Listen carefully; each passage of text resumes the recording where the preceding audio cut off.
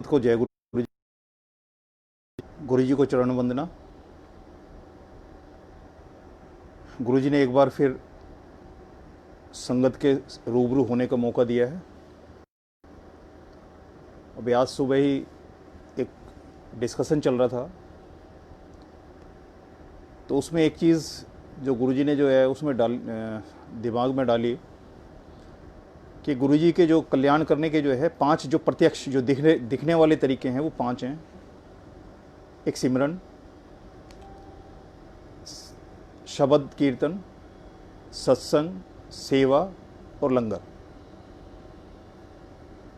तो ये 5 वो हैं। तो जाना जाता है कि लंगर जो है आपकी दवाई है और इसके सारे जो आपके काया हो जाएंगे। लेकिन किसी कोर्स में 5 सब्जेक्ट हैं तो हर एक में पास होना ज़रूरी है। और अगर आप लंगर दिन में 2-2 बार 3-3 बार गुरु जी का लंगर ले रहे हो, लेकिन बाकी जो चीज़ें हैं, बाकी जो कल्याण के जो गुरु जी के तरीके हैं, जो डिसेंडिंग ऑर्डर देखा जाए तो सबसे पहले सिमरन है, उसके बाद शब्द कीर्तन है, उसके बाद सत्संग है, उसके बाद सेवा है, उसके बाद लंगर प्रसाद है। तो हमने उसको जो है डिसेंडिंग ऑर्डर की बजाय असेंडिंग ऑर्डर में कर दिया, चढ़ते हुए क्रम में कर दिया कि सबसे नीचे सिमरन ले आए। तो उस हिसाब से कि अब गुरु जी ने इस जो फेज चल रहा है हमारी लाइफ का, जिसमें अभी ये नहीं पता कि अभी हमें 3 महीने और बिताने इसी माहौल में या 6 महीने या 10 महीने कितना बिताने हैं। तो यही था कि पहले गुरु जी 1000, 2000, 5000, 10,000 की संगत को जो जोड़ के सत्संग कराया करते हैं, अब वो हज़ारों में हो रहे हैं, कई कई हज़ारों में हो रहा है। और अगर कुल मिला के देखा जाए तो वो लाखों में चली जा रही है संगत।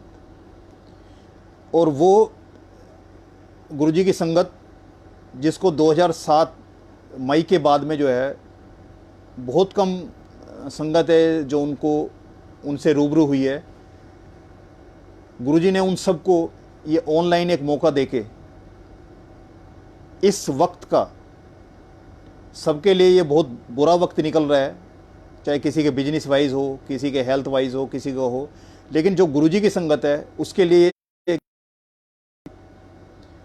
क्योंकि जितना सिमरन, जितना सत्संग इस लॉकडाउन पीरियड में जो है ना गुरु जी करा रहे हैं, और जिन जिन संगत से सत्संग करा रहे हैं गुरु जी, किसका कितना कल्याण करना है, जिनको कभी सुनने का क्या ये नाम भी नहीं पता थे हमें, उन सबको जो है हमारे रूबरू करके सामने लाके और उनसे वो ऐसे ऐसे सत्संग करा रहे हैं कि जिसके भी सत्संग सुनते हैं लगता है सुनते जाओ। और उनके और गुरु जी के साथ में तीसरा कोई नज़र नहीं आता। जब भी सत्संग, जितनी भी संगत है 2007 मई से जो पहले जुड़े हुए थे गुरु जी से, वो सब जो सत्संग है इतने ज़्यादा हैं कि जब सुनते हैं तो लगता है तीसरा कोई है नहीं, वो हैं और गुरु जी हैं, तीसरा उसमें नहीं है। तो अभी इस पीरियड में क्या है कि लंगर जो है, जो 5वें नंबर पर लंगर एक साइड हो गया है, जिसको सबसे ज़्यादा महत्व संगत में चल रहा था कि लंगर खाओ, इसी से सब सारा कल्याण होता है। अब सिमरन इतना टाइम दे दिया कि फैमिली के साथ में ऑनलाइन बैठ के सबके साथ में जो है ना हम सिमरन कर सकते हैं। शब्द कीर्तन, सत्संग, अगर सब सारे सत्संग को जितने गुरुजी करवा रहे हैं उनको सब इकट्ठा कर दिया जाए तो शायद कई दिन लग जाएंगे, उनको सत्संग खत्म नहीं होंगे, दिन खत्म हो जाएंगे। तो ये गुरुजी की मेहर है कि 4 जो मेन जो हैं गुरुजी उसको आगे लेके जा रहे हैं। और उन्होंने ये बता दिया कि जैसे कहीं सत्संग होता था तो वहाँ 1 या 2 जो संगत थी उसको मौका मिलता था गुरुजी को भोग लगाने का, लेकिन अब वही भोग जो है घर घर गुरुजी लगवा रहे हैं। हर घर में अपन गुरुजी के सत्संग हो रहे हैं। और घर और मन, आप मंदिर गए हो या नहीं गए हो, कोई बाहर से मत्था टेक के आ रहा है, अंदर जाने का मौका नहीं मिल रहा, इतने लोग इकट्ठे नहीं हो पा रहे, तो वो जो एक भूख थी कि जाके गुरुजी को मत्था टेकेंगे, उनके साथ जो है ना 2-2.5 घंटे 3 घंटे बिताएंगे, लंगर करेंगे, घर आ जाएंगे, वो चीज़ नहीं हो पा रही। लेकिन उसके अलावा जो चीज़ हो रही है, जो अहम है, गुरुजी लंगर भी करवा रहे हैं और हर लगभग संगत जो है वो गुरुजी को भोग लगा रही है। पहले हज़ारों में 2 लोग 4 लोगों को मौका मिलता था गुरुजी जो है भोग लगाने का, अब तो सबको भोग लगाने का मौका मिल रहा है। और आप घर में भी भोग लगा रहे हैं, लंगर है, और बड़े उसमें इकट्ठा गैदरिंग में भी जो गुरु जी का सत्संग हो रहा है तो वो भी गैदरिंग है, वो सब सत्संग ही है गुरु जी का। तो दुनिया के लिए भले ही ये माड़ा वक्त होगा, लेकिन गुरु जी की संगत के लिए ये गोल्डन पीरियड चल रहा है। और इसकी में जितनी कमाई कर सकते हो, नाम की कमाई कर सकते हो, सिमरन कर सकते हो, सत्संग, शब्द, सेवा, वो सब के लिए मौका है और भरपूर मौका है। जब गुरु जी के यहाँ आना शुरू किया था तो मैं जब रामलीला मंडल से जुड़ा हुआ, तो उसी में एक मंदिर है देव मंदिर के नाम से, उसकी मैनेजमेंट का भी काम जो है ना, वो जो रामलीला की जो मैनेजमेंट है उन्होंने लिया हुआ है। तो एक बार वहाँ जो पुजारी रखा हुआ था उसकी पूजा पाठ के लिए, वहाँ साफ़ सफाई के लिए, और उनके जो जितने भी वो बैठा रखे हैं उन सबका सबकी अर्चना पूजा करने के लिए जो बैठा रखा था, उसने क्या किया है कि बिना मैनेजमेंट की नोटिस के और किन्हीं लोगों से मिलके एक शनिदेव को स्थापित करा दिया। उन लोगों को पता लगा, वो लोग उनके पास गए कि ये क्या हुआ, अगर बैठाना है तो अगर किसी देवता को बैठाना है उसका पूरा विधि विधान है, पूरे अगर बता के करते तो हम पूरे सम्मान के साथ जो है ना अंदर ही मंदिर के अंदर उनको जगह देते या एक अप्रोप्रिएट जगह बनाते उनके लिए। लेकिन तुमने ऐसे ही चौड़े में जो है एक चौतरा सा बना के उसके ऊपर बैठा दिए, तो ये तुमने जो कमाई का जो धंधा सोच के इसको रखा है। लेकिन वो शनि देवता की उसको मूर्ति को जो स्थापित करना था, उनकी प्राण प्रतिष्ठा के लिए सबको शामिल करते तो ज़्यादा अच्छा होता। तुमने रात के अंधेरे में उसको बैठा दिया। मेरे पास फ़ोन आता है कि भाई ऐसे ऐसे जो है ना उसने ऐसी गड़बड़ कर दी है। तो मैंने एक ही चीज़ बोली उनको, मैंने कि देखो ऐसा है, जैसे चुपचाप उन्होंने बैठाया है और वो कहते हैं जी मुझे नहीं पता कौन बैठा के चला गया, वो जो पुजारी है वो कहता है मुझे पता ही नहीं है कि कौन बैठा के चला गया। तो मैंने कि ऐसे ही चुपचाप उठा के तुम जो है ना उसमें जमुना जी में से लाया हो या गंगा जी में ले जाओ और हाथ जोड़ लो कि शनि देवता जब मौका लगेगा तो अच्छे से आपको करेंगे। और जिस तरह से इन्होंने रातों रात में जो है ना वो एक चबूतरा सा बना कर नकली सा और उसके ऊपर बैठा दे तो आपको नहीं करेंगे। अब किसी की हिम्मत ना हो कि सारे सब वो हैं कि क्योंकि शनिचर को इंसान को अगर कहते हैं कि शनिचर आ गया तो मतलब बहुत बहुत बुरा माना जाता था। एक वक्त ऐसा था कि शनिचर को कोई मानता नहीं था। हालात ऐसे बनते जा रहे हैं कि अब शनिचर जो है ना हर उसमें शनिदेव की ज़्यादा मान्यता है, क्योंकि वो डर है कि साढ़े साथी किसी पे लग गई तो ज़िंदगी खराब हो जाएगी, तो उस डर से जो है ना लोग उसको पूजने लगे। और अब हर मंदिर में फ्रंट में जो है ना वो सबसे पहले शनि देवता बैठा दिए और पीछे हुआ। तो मैंने कि ऐसा करता हूँ भाई, मैं उसको उसमें बोरे में रख के और मैं ले जाता हूँ स्कूटर पर रख के और मैं उसमें सिला आता हूँ। मैंने कि मुझे डर नहीं है, क्योंकि मैं जिनकी शरण में हूँ आज की डेट में, मुझे ना कोई शनि, ना मंगल, ना बुध, ना बृहस्पति, किसी उससे मेरे कोई ऐसा नहीं है कि उनके होते उनकी कृपा होते हुए जो है कोई मेरा कुछ बिगाड़ेगा। तो मुझे पूरा विश्वास है, इसलिए मैं कर देता हूँ इस काम को। वो कह ले नहीं शनिचर का तो ऐसे ही होता है, तो आप जो है ना इस तरह की बात मत करो, और उससे हम बात करते हैं। ये जब बातचीत चल रही थी तो उस पुजारी ने, जिन लोगों ने वो शनिचर देवता बैठाया था, जिनके उसने होम से जो है उसको बैठाया था, तो उन्होंने क्या किया कि उससे कोर्ट में कंप्लेंट डलवा दी। उन सबकी जितनी मैनेजमेंट वाले थे सबके उसमें कंप्लेंट डलवा दी। तो उसमें एक मेरा बड़ा क्लोज फ्रेंड है, मैं बड़े भाई से भी ज़्यादा उनको रखता हूँ अपने उसमें, तो उनका भी नाम था, वो गवर्नमेंट सर्विस में थे। अब अगर नाम कंप्लेंट केस उनका डल जाता है तो उनकी जो गवर्नमेंट सर्विस है उसमें कहीं ना कहीं प्रॉब्लम आनी है। तो उनका फ़ोन आ गया, कहने लगे भाई इसने तो बहुत बुरा कर दिया कि हमने इसके परिवार को पाला, यहाँ रहने की जगह दी, इसको एक स्पेस बना के दिया, मकान बना के दिया, इसके बच्चे उसमें पल रहे हैं, इसके फादर उसमें अपना टाइम गुजार के चले गए, और इसने हमारे सबके साथ ऐसा कर दिया, सबको जो है ना कोर्ट में ले जाके खड़ा कर दिया। अब उससे बातचीत की उन्होंने कि कोर्ट में, वो कहना जी भी आप देख लो, आपका तो आपसी मामला है, तो आप इसको कोर्ट आउट ऑफ कोर्ट जो सेटलमेंट करना है तो एक अगली डेट पे आप आ जाओ, अगर नहीं होता तो फिर आगे हम इसको प्रोसीड करेंगे, मुकदमा दर्ज कराना है, जो भी कुछ करना है कंप्लेंट के ऊपर तब देखेंगे। एक बार आपको टाइम दे रहे हैं कि आप जाके इसको अपना जो पैसिफाई करना है इसको कर लीजिए। उससे बातें की गई, बीच में जी कुछ लोगों से उस दबाव डलवाया उसको, और एक मीटिंग अरेंज की गई। तो वहाँ के आसपास के जितने भी जो लोग थे, गणमान्य लोग थे, उन सबको बुलाया गया। उसमें सबको बताया गया कि भाई ऐसे ऐसे मामला है कि पंडित जी ने किसी के बहकावे में आकर इस तरह से कर दिया, जबकि हमने सारी ज़िंदगी इनको सपोर्ट किया है, इनके बच्चे इसी में पल रहे हैं, सारी सुख सुविधाएं इनको दे रहे हैं, रहने की जगह इसमें मंदिर में दे रखी है, जितना इसके में पूजा का वो आता है, जितना लोग चढ़ावा करते हैं सब इनके उसमें है, हमने कभी नहीं किया। और मंदिर में जो सेवा होती है वो और जो लोग हैं वही जो दान पुण्य करते हैं उसी से हो रहा है, इनसे कुछ नहीं मांग रहे, उसके बावजूद भी इन्होंने ऐसे कर दिया।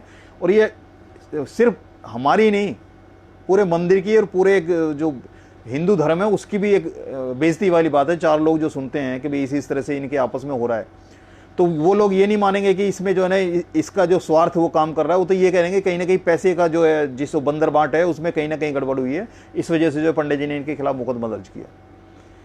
तो एटलीस्ट वो उसको बुलाया गया, उससे पूछा गया तेरी दिक्कत क्या है, परेशानी क्या है, वो सारा कुछ सब इकट्ठे हो गए।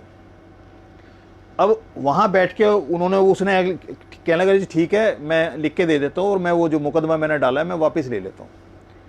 अब जब बात लिखने की आई कि लिखा जाए, उसके अंदर लिखने की बात आई, तो एक हमारे साथी जैन साहब थे, उन्होंने उनके हाथ में कलम कागज़ थे, तो उनको लिखने दिया तो वो इंग्लिश में शुरू हो गए।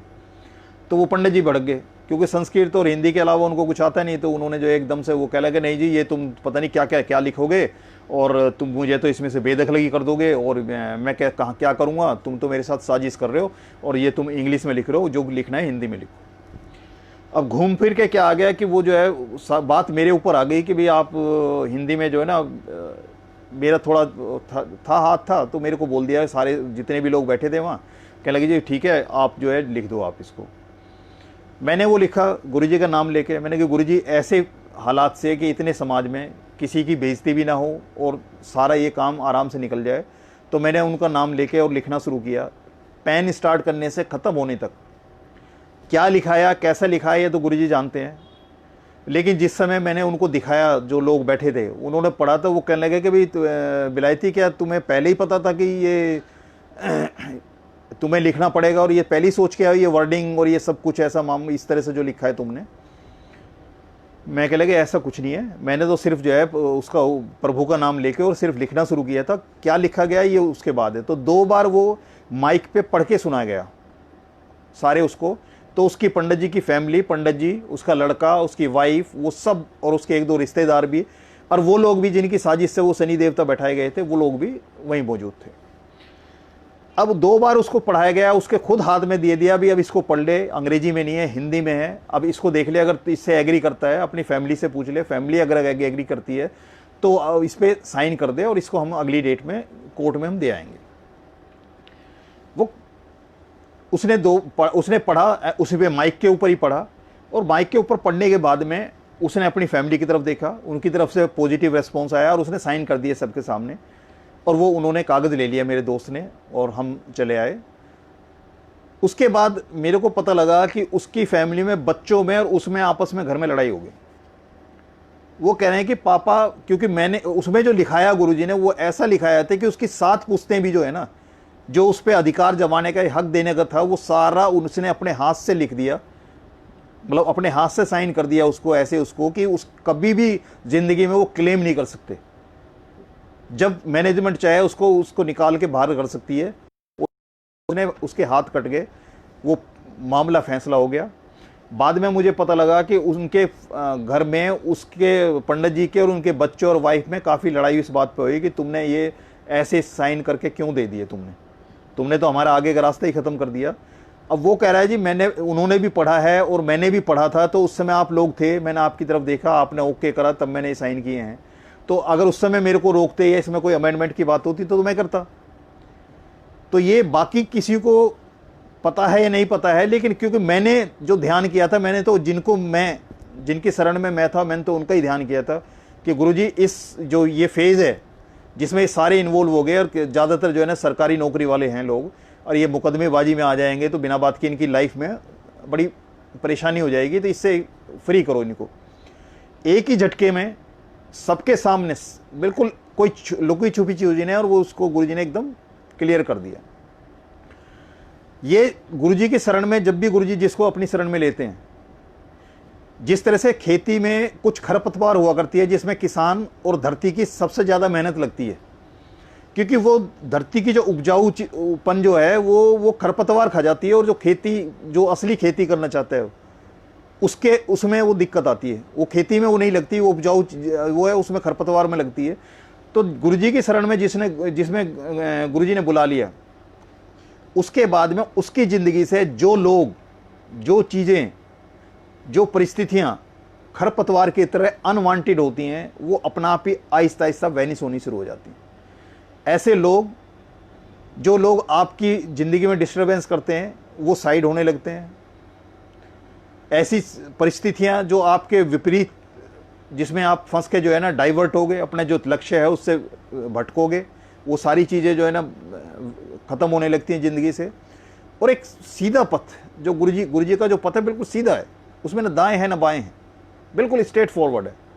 और जिस तरह से एक घोड़े को जब उसमें बग्गी में या तांगे में लगाया जाता है तो एक कानोपाई लगाई जाती है। कानोपाई इसलिए लगाई जाती है कि जब उसका लक्ष्य जो है, लक्ष्य जब उसका पता है कि सामने उसका लक्ष्य सीधा चलना है उसने, तो दाएं बाएं के हरे खेत देख के वो अपने लक्ष्य से भटक ना जाए। तो यही इस रास्ते पे चलने का है कि हमारे भी जो है एक ऐसी कानोपाई, जिस तरह से घोड़े को लगाई जाती है, ऐसी एक कानोपाई हो, जिससे कि हम सिर्फ जो लक्ष्य है हमारा, जिस जिंदगी को, जो जीवन हमें मिला है, जब हम गर्भ में उल्टे लटके होते हैं तो प्रभु से एक ही प्रार्थना करते हैं कि इस नरक से निकाल दे और तेरा ही नाम लेंगे। और जो विगत में जितनी भी हमारे जो कर्म हैं, जिनका हमने भुगतान करना है, वो तेरा नाम लेके हम करते रहेंगे और बाहर आके उस चीज़ को करते हैं। तो वो जो हमारा लक्ष्य है, जिसके लिए हमने जन्म लिया है, वो लक्ष्य तभी होगा जब आसपास के खेतों को देख के हम अपने लक्ष्य से भटके ना। एक अंकल, मिगलानी अंकल थे, वो पेशे से इंजीनियर थे, रिटायर्ड थे काफ़ी टाइम, मेरे ख्याल में 38 साल की करीब नौकरी करके वो रिटायर हुए थे प्रगति मैदान से, और 19 साल उन्होंने प्रगति मैदान में काम किया था। तो वो अपने आप को बहुत एक्सपर्ट मानते थे। तो एक दिन सेवा कर रहे थे, जल प्रसाद की सेवा में हुआ करते थे साथ में। तो अंकल एक दिन मेरे को कहने बैठे थे, ऐसे ही संगत शुरू नहीं हुई थी, तो वो अंकल मेरे को अपने पास बुला लिया उन्होंने, बैठ गए वो। तो क्योंकि काफ़ी एजिड थे तो थोड़ा सा बैठने का उनका लगता था, तो उन्होंने मेरे को बुला लिया। कह लेंगे अंकल, मैं जब पहली बार आया था तो कह रहे हम जो इंजीनियर या जो टेक्निकल हैंड होते हैं, उनके सबसे बड़ा दिमाग क्या होता है कि वो कमियां ढूंढते हैं। कह रहे हमारी नज़र सिर्फ जहां भी जाती है उसमें कमियां ढूंढती है। और मैं अपने आप को इतना एक्सपर्ट मानता था कि मेरे को बड़े बड़े प्रोजेक्ट में मेरे को बुलाया जाता था कि एक बार मिगलानी साहब को दिखा दो, उनकी नज़र से निकल गया, अगर उन्होंने ओके कर दिया तो सब कुछ ओके है, किसी उसको पैमाइश करने की ज़रूरत नहीं है। कह रहा इतना एक्सपीरियंस था मेरा। कह रहा लेकिन जब मैं गुरुजी के यहाँ मंदिर में फ़र्स्ट टाइम आया तो वही दिमाग था, मुझे गुरुजी के बारे में इतना नहीं पता था, ना गुरुजी से ऐसा कोई था मामला, जैसे संगत के कहने से मैं यहाँ आ गया। तो मैं सारे मंदिर में घूम घूम के एक एक चीज़ को, वही जो आदत के अनुसार जो मेरा था कि हर चीज़ में कमियाँ ढूंढना, कह रहा मैंने सारा मंदिर घूम लिया, लेकिन वो इस मंदिर में मेरे को टेक्निकल जो मेरी जो लाइन थी, उस लाइन के हिसाब से मैं एक भी कमी, एक कहीं पिन पॉइंट नहीं कर पाया कि यहाँ इस जो इंजीनियरिंग जो है, सिविल इंजीनियरिंग के हिसाब से कहीं ये कमी नज़र आती है। कह रहा हर चीज़ परफेक्ट, हर चीज़ परफेक्ट, उसमें कहीं बिल्कुल इतना स्पेस नहीं है कि कोई उसमें उंगली रख दे कि हाँ ये चीज़ ऐसे नहीं, ऐसे होनी चाहिए थी, जो सही तरीका है वो ऐसे तरीका है। जैसे जो हॉल बन के जो शिवलिंग गुरुजी ने ऊपर थाम रखा है, तो बहुत गुरुजी की कृपा है कि उसमें ना कोई बीम है ना कुछ है, और सीधा फ्लैट उस पर जो है उसमें रखा हुआ है उसमें। तो जब गुरुजी ने चोला छोड़ा तो उसके बाद 31 मई से और फिर जब तक भोग पड़ा था इसमें डुगरी में 10 जून को, तब तक जो है ना डेली सुबह शाम मैं और आंटी जो है ना, हम और काफ़ी संगत जो है ना सुबह जाया करते थे और शाम को वहाँ से आया करते थे। वहाँ काफ़ी गुरुजी के सत्संग भी सुनने को मिले, मटकन आंटी के सत्संग थे, और जो संगत आती थी सारा सारा दिन बैठते थे, गुरुजी को याद करते थे और गुरुजी की ही बातें होती थी वहाँ सारे दिन। तो जब वहाँ 10 तारीख के लिए वो जाने लगी कि जो बसें जा रही हैं और ये हैं, तो जो मिगलानी अंकल हैं उन्होंने बाद में बताया कि उन्होंने मने कर दिया कि भाई मैंने नहीं जाना। तो जब वो वहाँ नहीं जा रहे थे तो फिर एक अनाउंसमेंट हुआ कि जो संगत वहाँ डुगरी नहीं जा रही है गुरुजी के भोग में, तो वो संगत जो है यहाँ कोई सेवादार कोई सेवा यहाँ करना चाहता तो यहाँ जो सेवा होगी उसके लिए भी यहाँ चाहिए सेवादार, तो वो अपना बता दें। तो मिगलानी अंकल ने जो है ना अपना नाम वहाँ लिखा लिया। समाधि उस समय ये बना हुआ नहीं था स्ट्रक्चर कुछ भी, ओपन वो प्लेटफॉर्म था। तो उन्होंने वहाँ सेवा कर दी, तो सुबह से लेकर शाम को 6 बजे तक उनकी सेवा थी। तो जब हम वहाँ से डुगरी से वापस होकर आ गए और सेवा में हम आए, तो अंकल ने मेरे को बताया कि अंकल, मैंने वहाँ बस में नाम इसलिए नहीं लिखाया था कि मेरे को प्रॉब्लम है, मेरे को हर आधे पौने घंटे बाद जो है ना मेरे को जो है ना वॉशरूम जाना पड़ता। मैंने कि मैं बस में नाम लिखा लिया क्योंकि इतनी दूर तक मैं अपनी गाड़ी चला के जा नहीं सकता इस एज में, अप्रोक्सीमेट 70 प्लस थे वो। तो कहने लगे लेकिन बस में मेरा यही था कि हर आधे पौने घंटे बाद मैं बस रुकवाऊंगा, तो 1 बार रुकवाऊंगा, 2 बार रुकवाऊंगा, कितनी बार रुकवाऊंगा। तो मैं शर्म के मारे मैंने वहाँ नाम नहीं लिखवाया। और मैंने इसलिए जो है ना, यहाँ की मंदिर में सेवा होगी तो यहाँ तो वॉशरूम वगैरह हैं, तो कोई दिक्कत नहीं है। लेकिन वो ये कहते हैं कि अंकल, मैं ये सोच के कि मेरी इतनी थोड़ी देर बाद मेरे को जो है वॉशरूम जाना पड़ेगा, इस वजह से मैंने बस में नाम नहीं लिखाया और यहाँ सेवा का मैंने किया।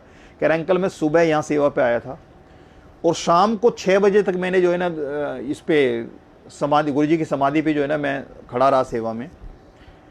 कह रहे एक बार भी पूरे दिन में जल प्रसाद भी पिया है और जो प्रसाद दिया है वो भी लिया है, एक बार भी वहाँ में वॉशरूम जाना नहीं पड़ा मेरे को, सुबह से लेके और रात 6 बजे तक सेवा में।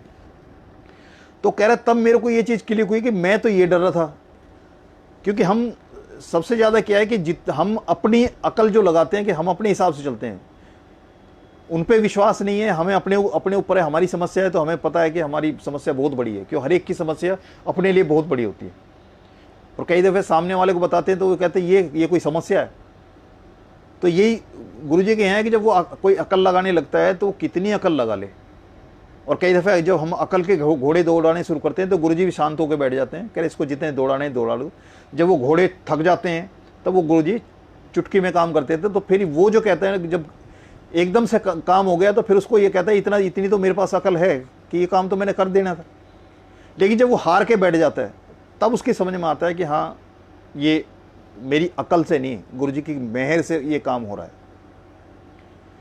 तो वो अंकल ने जब नेक्स्ट टाइम, जब अगले साल जब वो आया तो उन अंकल ने सबसे पहले नाम उन्होंने लिखाया। कह रहे मैं उस बार इसलिए डर गया था कि हर आधे पौने घंटे बाद कैसे बस को रुकवाऊंगा, कितनी बार मैं रुकवाऊंगा। और गुरुजी ने मेरे को वो दिखा दिया कि भाई जो मेरी सेवा में, अगर मेरी यहाँ जो सेवा कर रहा है, सेवा गुरुजी बख्शते हैं और सेवा करवाते भी वही हैं, तो उसमें हमारा कुछ भी खर्च नहीं होता। ये प्रैक्टिकल बिल्कुल है कि वहाँ जो सेवादार है उसकी बैटरी 100% चार्ज रहती है, एक डंडा भी उसका बैटरी का 1% भी जो है ना डाउन नहीं होता, क्योंकि उसका खर्चा ही नहीं होता। मैंने पहले भी जैसे सत्संग में जो है कि गुरुजी के यहाँ बिताया हुआ समय और गुरुजी के हजूरी में लिए हुए सांस वो हमारे खाते से नहीं घटते। और यही बड़ी चीज़ है कि हमारी ज़िंदगी अपने आप ही बढ़ जाएगी कि जो समय हम गुरुजी के हजूर में, जैसे अब जितना ज़्यादा से ज़्यादा समय संगत गुरुजी के सामने, गुरुजी की याद में, पहले शाम को ही जाके अरदास करते थे, दिन में टाइम लगता था नहीं लगता था। अब लॉकडाउन के अंदर इतना समय गुरुजी ने दे दिया है कि आप सुबह शाम दोपहर रात 24 घंटे आप उस सिमरन हर कहीं ना कहीं जो है ना लाइव चल रहा होता है या रिपीट हो रहा होता है। सत्संग इतने सारे करने शुरू कर दिए कि आप हर समय, अब सुबह जैसे मुझे आदेश हुआ कि शाम को वो कराना है तो सुबह से ही एक लगन कि शाम को 8 कब बजेंगे, कब मैं जो है ना संगत के साथ जो है ना आमने सामने होऊंगा और गुरुजी का सत्संग जो है शेयर करूंगा। क्या शेयर करना है, कैसा शेयर करना है, ये दिमाग में नहीं आता। ये तो इंस्टेंट गुरुजी जानते हैं कि वो उन्होंने क्या, किसको क्या कैसे बुलवाना है। तो उन अंकल ने जब नाम उसको लिखाया कि अंकल ये मेरी, जो मैं ये सोचता था कि ये बीमारी है और इससे मैं परेशान हूँ और इसकी वजह से मैं जो है ना उनके वहाँ जाने से मैंने मना किया, तो उस एक ही बार में उन्होंने ख़त्म कर दिया उस चीज़ को। एक बार शुरू में वहाँ ये आरओ लगे थे बड़े मंदिर में, तो वो आरओ लगे थे, तो वो जल प्रसाद की जो सेवा होती थी तो आरओ का था कि दो आरओ लगाई गई थी, तो उनकी कैपेसिटी थी 70 लीटर जो है 1 घंटे में वो देते थे। तो उसमें क्या है कि 30% जो है करीब जो है वो उसमें आता था और 70% नाली में जाता था। तो जब मैनुअली सेवा होती थी उसकी करने के लिए तो वहाँ 70% था। तो होता क्या था कि उतने में वो जो प्रसाद जो है वो काफ़ी नहीं होता था, और वो क्योंकि जितनी संगत गुरुजी भेजते थे उसके हिसाब से वो 70 लीटर जो 1 घंटे में निकलता तो वो कम हुआ करता, तो फिर जो नॉर्मल जल प्रसाद है वही उसमें शामिल करना पड़ता था। ये हर बार का था। फिर क्या हुआ कि बिल्कुल नया न्यू ब्रांड जो लगे थे दोनों आरओ, उनमें 1 हफ्ते के अंदर प्रॉब्लम होगी। उसको बुलाया, उसने जो अंडर वारंटी था, गारंटी था, उसको बुलाया, उसने उसके वो कैप्सूल वगैरह वो निकाले, सारे ठीक किए, और उसने सब कुछ कर करा के बिल्कुल आराम से उनको फिट कर दिया। मैंने कहा जी अब इसमें क्या, उसमें कह लगे जी सब ठीक है और कोई दिक्कत नहीं है, थोड़ा सा जो है ना पानी के अंदर मिट्टी वगैरह ज़्यादा आ गई है तो उसकी वजह से थोड़ा ये ब्लॉक हो गया था, इस वजह से प्रॉब्लम कर रहा है। चलो जी ठीक है। दोबारा हफ्ता 10 दिन नहीं हुए थे, फिर उसके बाद उसमें प्रॉब्लम आ गई, और वो जब वो ठीक करके जाए और उसका 2 हफ्ते ना निकले और वो उसको फिर बुलाना पड़ जाए, और ये बार बार ये चीज़ चलती जा रही है। अब उसको एक दिन बुलाया उसको, तो वो सब कुछ उसका चेक करके सब कुछ बदल के सब कुछ देख लिया उसने। उसके बाद वो बैठ गया और सिर पे हाथ रख के बोला, कह रहा भाई साहब मैं 15 साल से इस लाइन में हूँ और मैं अपने आप को मास्टर समझता हूँ, लेकिन यहाँ आके मैं फेल क्यों हो रहा है मेरी समझ में नहीं आ रहा, कि मैंने सारे करतब लगा के देख लिए, सारी जुगत लगा के देख ली, जितनी भी इस लाइन की जितने भी एक्सपर्ट हैं उनके साथ बात करके देख ली, लेकिन ये पूरा नहीं हो रहा। तो मैंने उनको बोला कि मैंने कि भाई गुरुजी नहीं चाहते कि 70% जो है ना नाली में जाए, तो इसलिए गुरुजी इसको चला ही नहीं रहे, और जैसा जो, क्योंकि जो प्रसाद गुरुजी उसको पिला रहे हैं तो वो तो अमृत है, तो उसको प्योरीफाई करने का या उसके आगे करने का है ही नहीं। जैसे गंगा जी का है जल है, तो उसको कोई आरओ से थोड़ी बना के पीता है, उसमें आज तक उसमें कोई कभी भी कोई कीड़ा नहीं पड़ता। अभी उसकी कृपा है, प्रभु की कृपा है कि सारे जल में जो है कीड़े पड़ते हैं, लेकिन उसमें कीड़ा ही नहीं पड़ता। तो मैंने उसको बोला और वो चला गया। ऐसे ही जब एक बार वो था फर्श पे जो है वो दाग वगैरह चल रहे थे, और गुरुजी ने बोला था कि संगत के दाग हैं और इनको छुड़ा लो, तो एमवे वाला जो है बुलाया गया था। जब बातचीत की भाई ये तो वैसे नहीं छूट रहे, तो कोई ऐसी कोई चीज़ हो जिससे पत्थर भी खराब ना हो और इसकी सफाई भी हो जाए, ये जो दाग है छूट जाए। तो उसको बुलाया, आधे घंटे उसने जो है ना पूरे अपना प्रवचन दिए, अपने प्रोडक्ट की बड़ी तारीफ़ की, बहुत कुछ किया कि समुद्र के झाग से ये बनता है और इसका बहुत बढ़िया अच्छा रिजल्ट है और सब कुछ, ये दाग जो है ना कुछ भी नहीं रहेगा। और आधे घंटे उसने करने के बाद में जब उसने अप्लाई किया तो वो 0 हो गया। तो हमने बोला, मैंने कि भाई आप तो इतनी देर से इतनी सारी बातें कर रहे थे, तो ये अभी ये तो कुछ बात नहीं बनी इसमें। वो कहने लगे जी मेरी समझ में नहीं आ रहा कि इतना अच्छा प्रोडक्ट है और आज तक कहीं फेल नहीं हुआ, लेकिन यहाँ फेल हो रहा है, मेरी ये समझ में नहीं आया। जब पहली जो ये बैसाखी थी, ये बैसाखी कह रहा हूँ, महाशिवरात्रि थी गुरुजी के हजूरी में, तो मैं जब वहाँ मंदिर गया था तो वहाँ सेवा में थे, तो जो पुलिस वाले वहाँ ड्यूटी पे लगे होते थे, तो पुलिस वालों को तो वहाँ कुछ करने के लिए छोड़ते ही नहीं है गुरुजी। कि एक बार शुरू में हम सुना करते थे, गुरुजी से बोला था कि गुरुजी ये फंक्शन आ रहा है तो ये पुलिस वगैरह को इन्फॉर्म कर दें, जो सिक्योरिटी वगैरह के लिए उनको बोल देते हैं। तो गुरुजी ने हंस के यही बोला था, कह रहे भाई तुम सबकी सिक्योरिटी तो मैं कर रहा हूँ, तो मेरी सिक्योरिटी कौन करेगा? कि तुम सबकी सिक्योरिटी तो मैं कर रहा हूँ, तो मेरी सिक्योरिटी कौन करेगा? तो ये उन्होंने बोला था। तो जब वो उन पुलिस वालों को जो प्रसाद था, लंगर प्रसाद जो है, वो मेरे ही हाथ में दे दिया। कह रहे भाई ऐसे ऐसे वो पुलिस वाले हैं, जो मेन गेट, जो एंट्रेंस है, मेन गेट है, उसके साथ में जो रूम था उसी में वो लोग थे।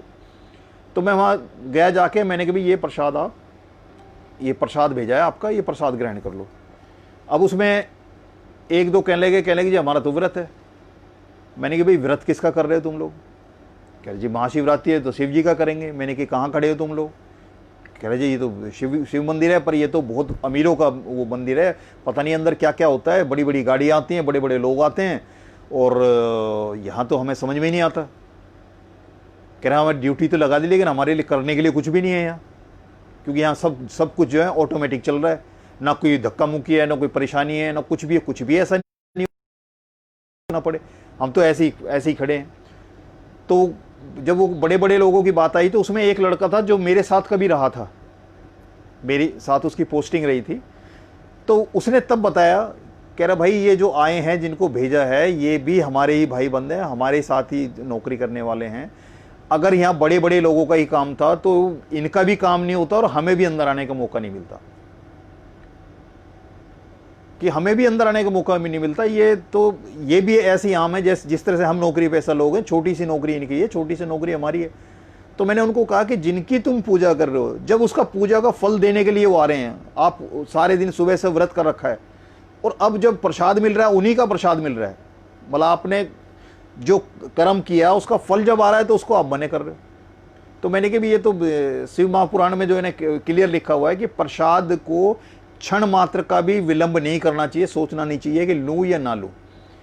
इसलिए गुरुजी का जब प्रसाद कहीं भी गुरुजी का लंगर प्रसाद कहीं भी मिलता है, कोई भी चीज़ मिलती है, कभी जैसे सेवा में होते हैं तो कभी दिमाग में नहीं आता तो किन हाथों से, जैसे हाथों से होता है वैसे ही लेके वैसे ही ग्रहण कर लेते हैं।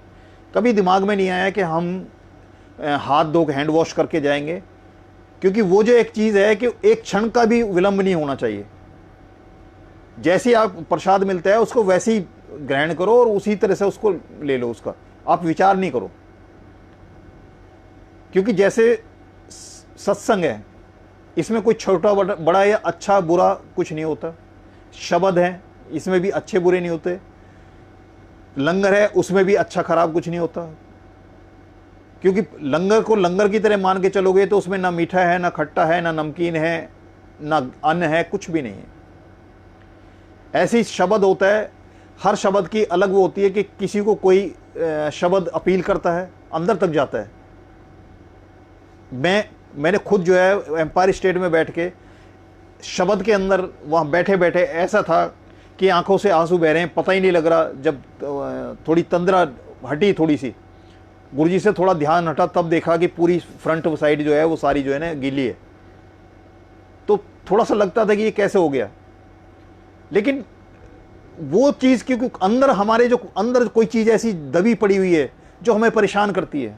कोई हमारी चिंता हो सकती है, कोई परेशानी हो सकती है, कोई दुख हो सकता है, कोई दर्द हो सकता है, कोई कष्ट हो सकता है, कोई हमारी बात है जो घर करके बैठी है।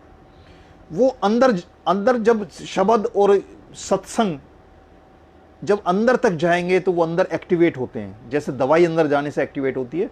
तो हर एक, जरूरी नहीं है कि हर एक ही शब्द जो है ना सबको अच्छा लगेगा। कभी कभी ऐसा भी होता है, आज एक टाइम तक जो है ना एक शब्द जो है ना आपको बार बार सुनने का मन करता है, बहुत बार सुनने का मन करता है। उसके बाद टाइम के बाद गुरुजी ऐसा करते हैं कि वो शब्द का बदल देते हैं। ये जो शब्द की जो गुरुजी एम्पायर स्टेट में जितने भी शब्द चलते थे वो गुरुजी पास करते थे कि कौन से शब्द चलेंगे आज। जो डीजे अंकल हुआ करते थे तो वो सारे पहले गुरुजी वो करते थे, तो वही शब्द जो गुरुजी अलाउ करते थे, पास करते थे, वही थे। क्योंकि हर शब्द में हर संगत का कोई ना कोई सवाल का जवाब होता है। इसलिए गुरुजी कहते हैं कि ध्यान से सुनो, क्योंकि वो जवाब नहीं है, वो हमारे कल्याण का गुरुजी का तरीका है कि शब्द और सत्संग में एक एक शब्द सुनने का है कि वो अंदर जाएगा तो वो औजारों की तरह काम करेगा। अंदर पता नहीं क्या काट पीट करेगा, क्या हमारी सफाई करेगा, क्या चीज़ निकालेगा वो। तो यही होता है कि वो शब्द अंदर जाता है तो वो अंदर कई दफ़े होता है, वो महसूस किया है। और एक दूसरा, आज सुबह ही बात हो रही थी कि जब एम्पायर स्टेट जाया करते थे, सुबह से ऑफिस में सिर्फ एक ही होता कि शाम को कब 6 बजे, क्योंकि गुरुजी ये क्या करते थे, जो हम कर्म कर रहे हैं उसको पूरी ईमानदारी से करो। अगर वहाँ चोरी करके मेरे पास आओगे तो ना वहाँ कुछ पाओगे ना मेरे पास कुछ पाओगे। तो मेरा अपना वो था कि मैं 6 बजे तक जो 6 बजे मेरा ऑफिस का टाइम था, तो मैं 6 बजे ऑन डॉट जो है निकल के गुरुजी के हुजूरी में वहाँ एम्पायर स्टेट जाने का करता था। और एक अंदर ये होगा, सुबह से एक लगन होती थी, सुबह से था कि भाई मैं कब 6 बजे और कब मैं निकलूँ। तो एक ऐसे ही जाने का था। और एक दूसरा था कि रास्ते में कोई रेड लाइट आ जाए, कोई ट्रैफिक जाम मिल जाए, तो अंदर से इतना वो लगता था कि कैसी हवाई गियर लगा के इसको पार करके निकल जाओ। बहुत अंदर बड़ी आंदोलित होता था कि कैसे इससे निकलूं एकदम से। और ये होता था कि जब वहाँ जो संगत में सबसे पहला नंबर मेरा हो, जब दरबार खुले, जब कपाट खुले एम्पायर स्टेट के, तो सबसे पहले मेरा नंबर हो, मैं बैठा हूँ। और यही एक लगन हुआ करती थी।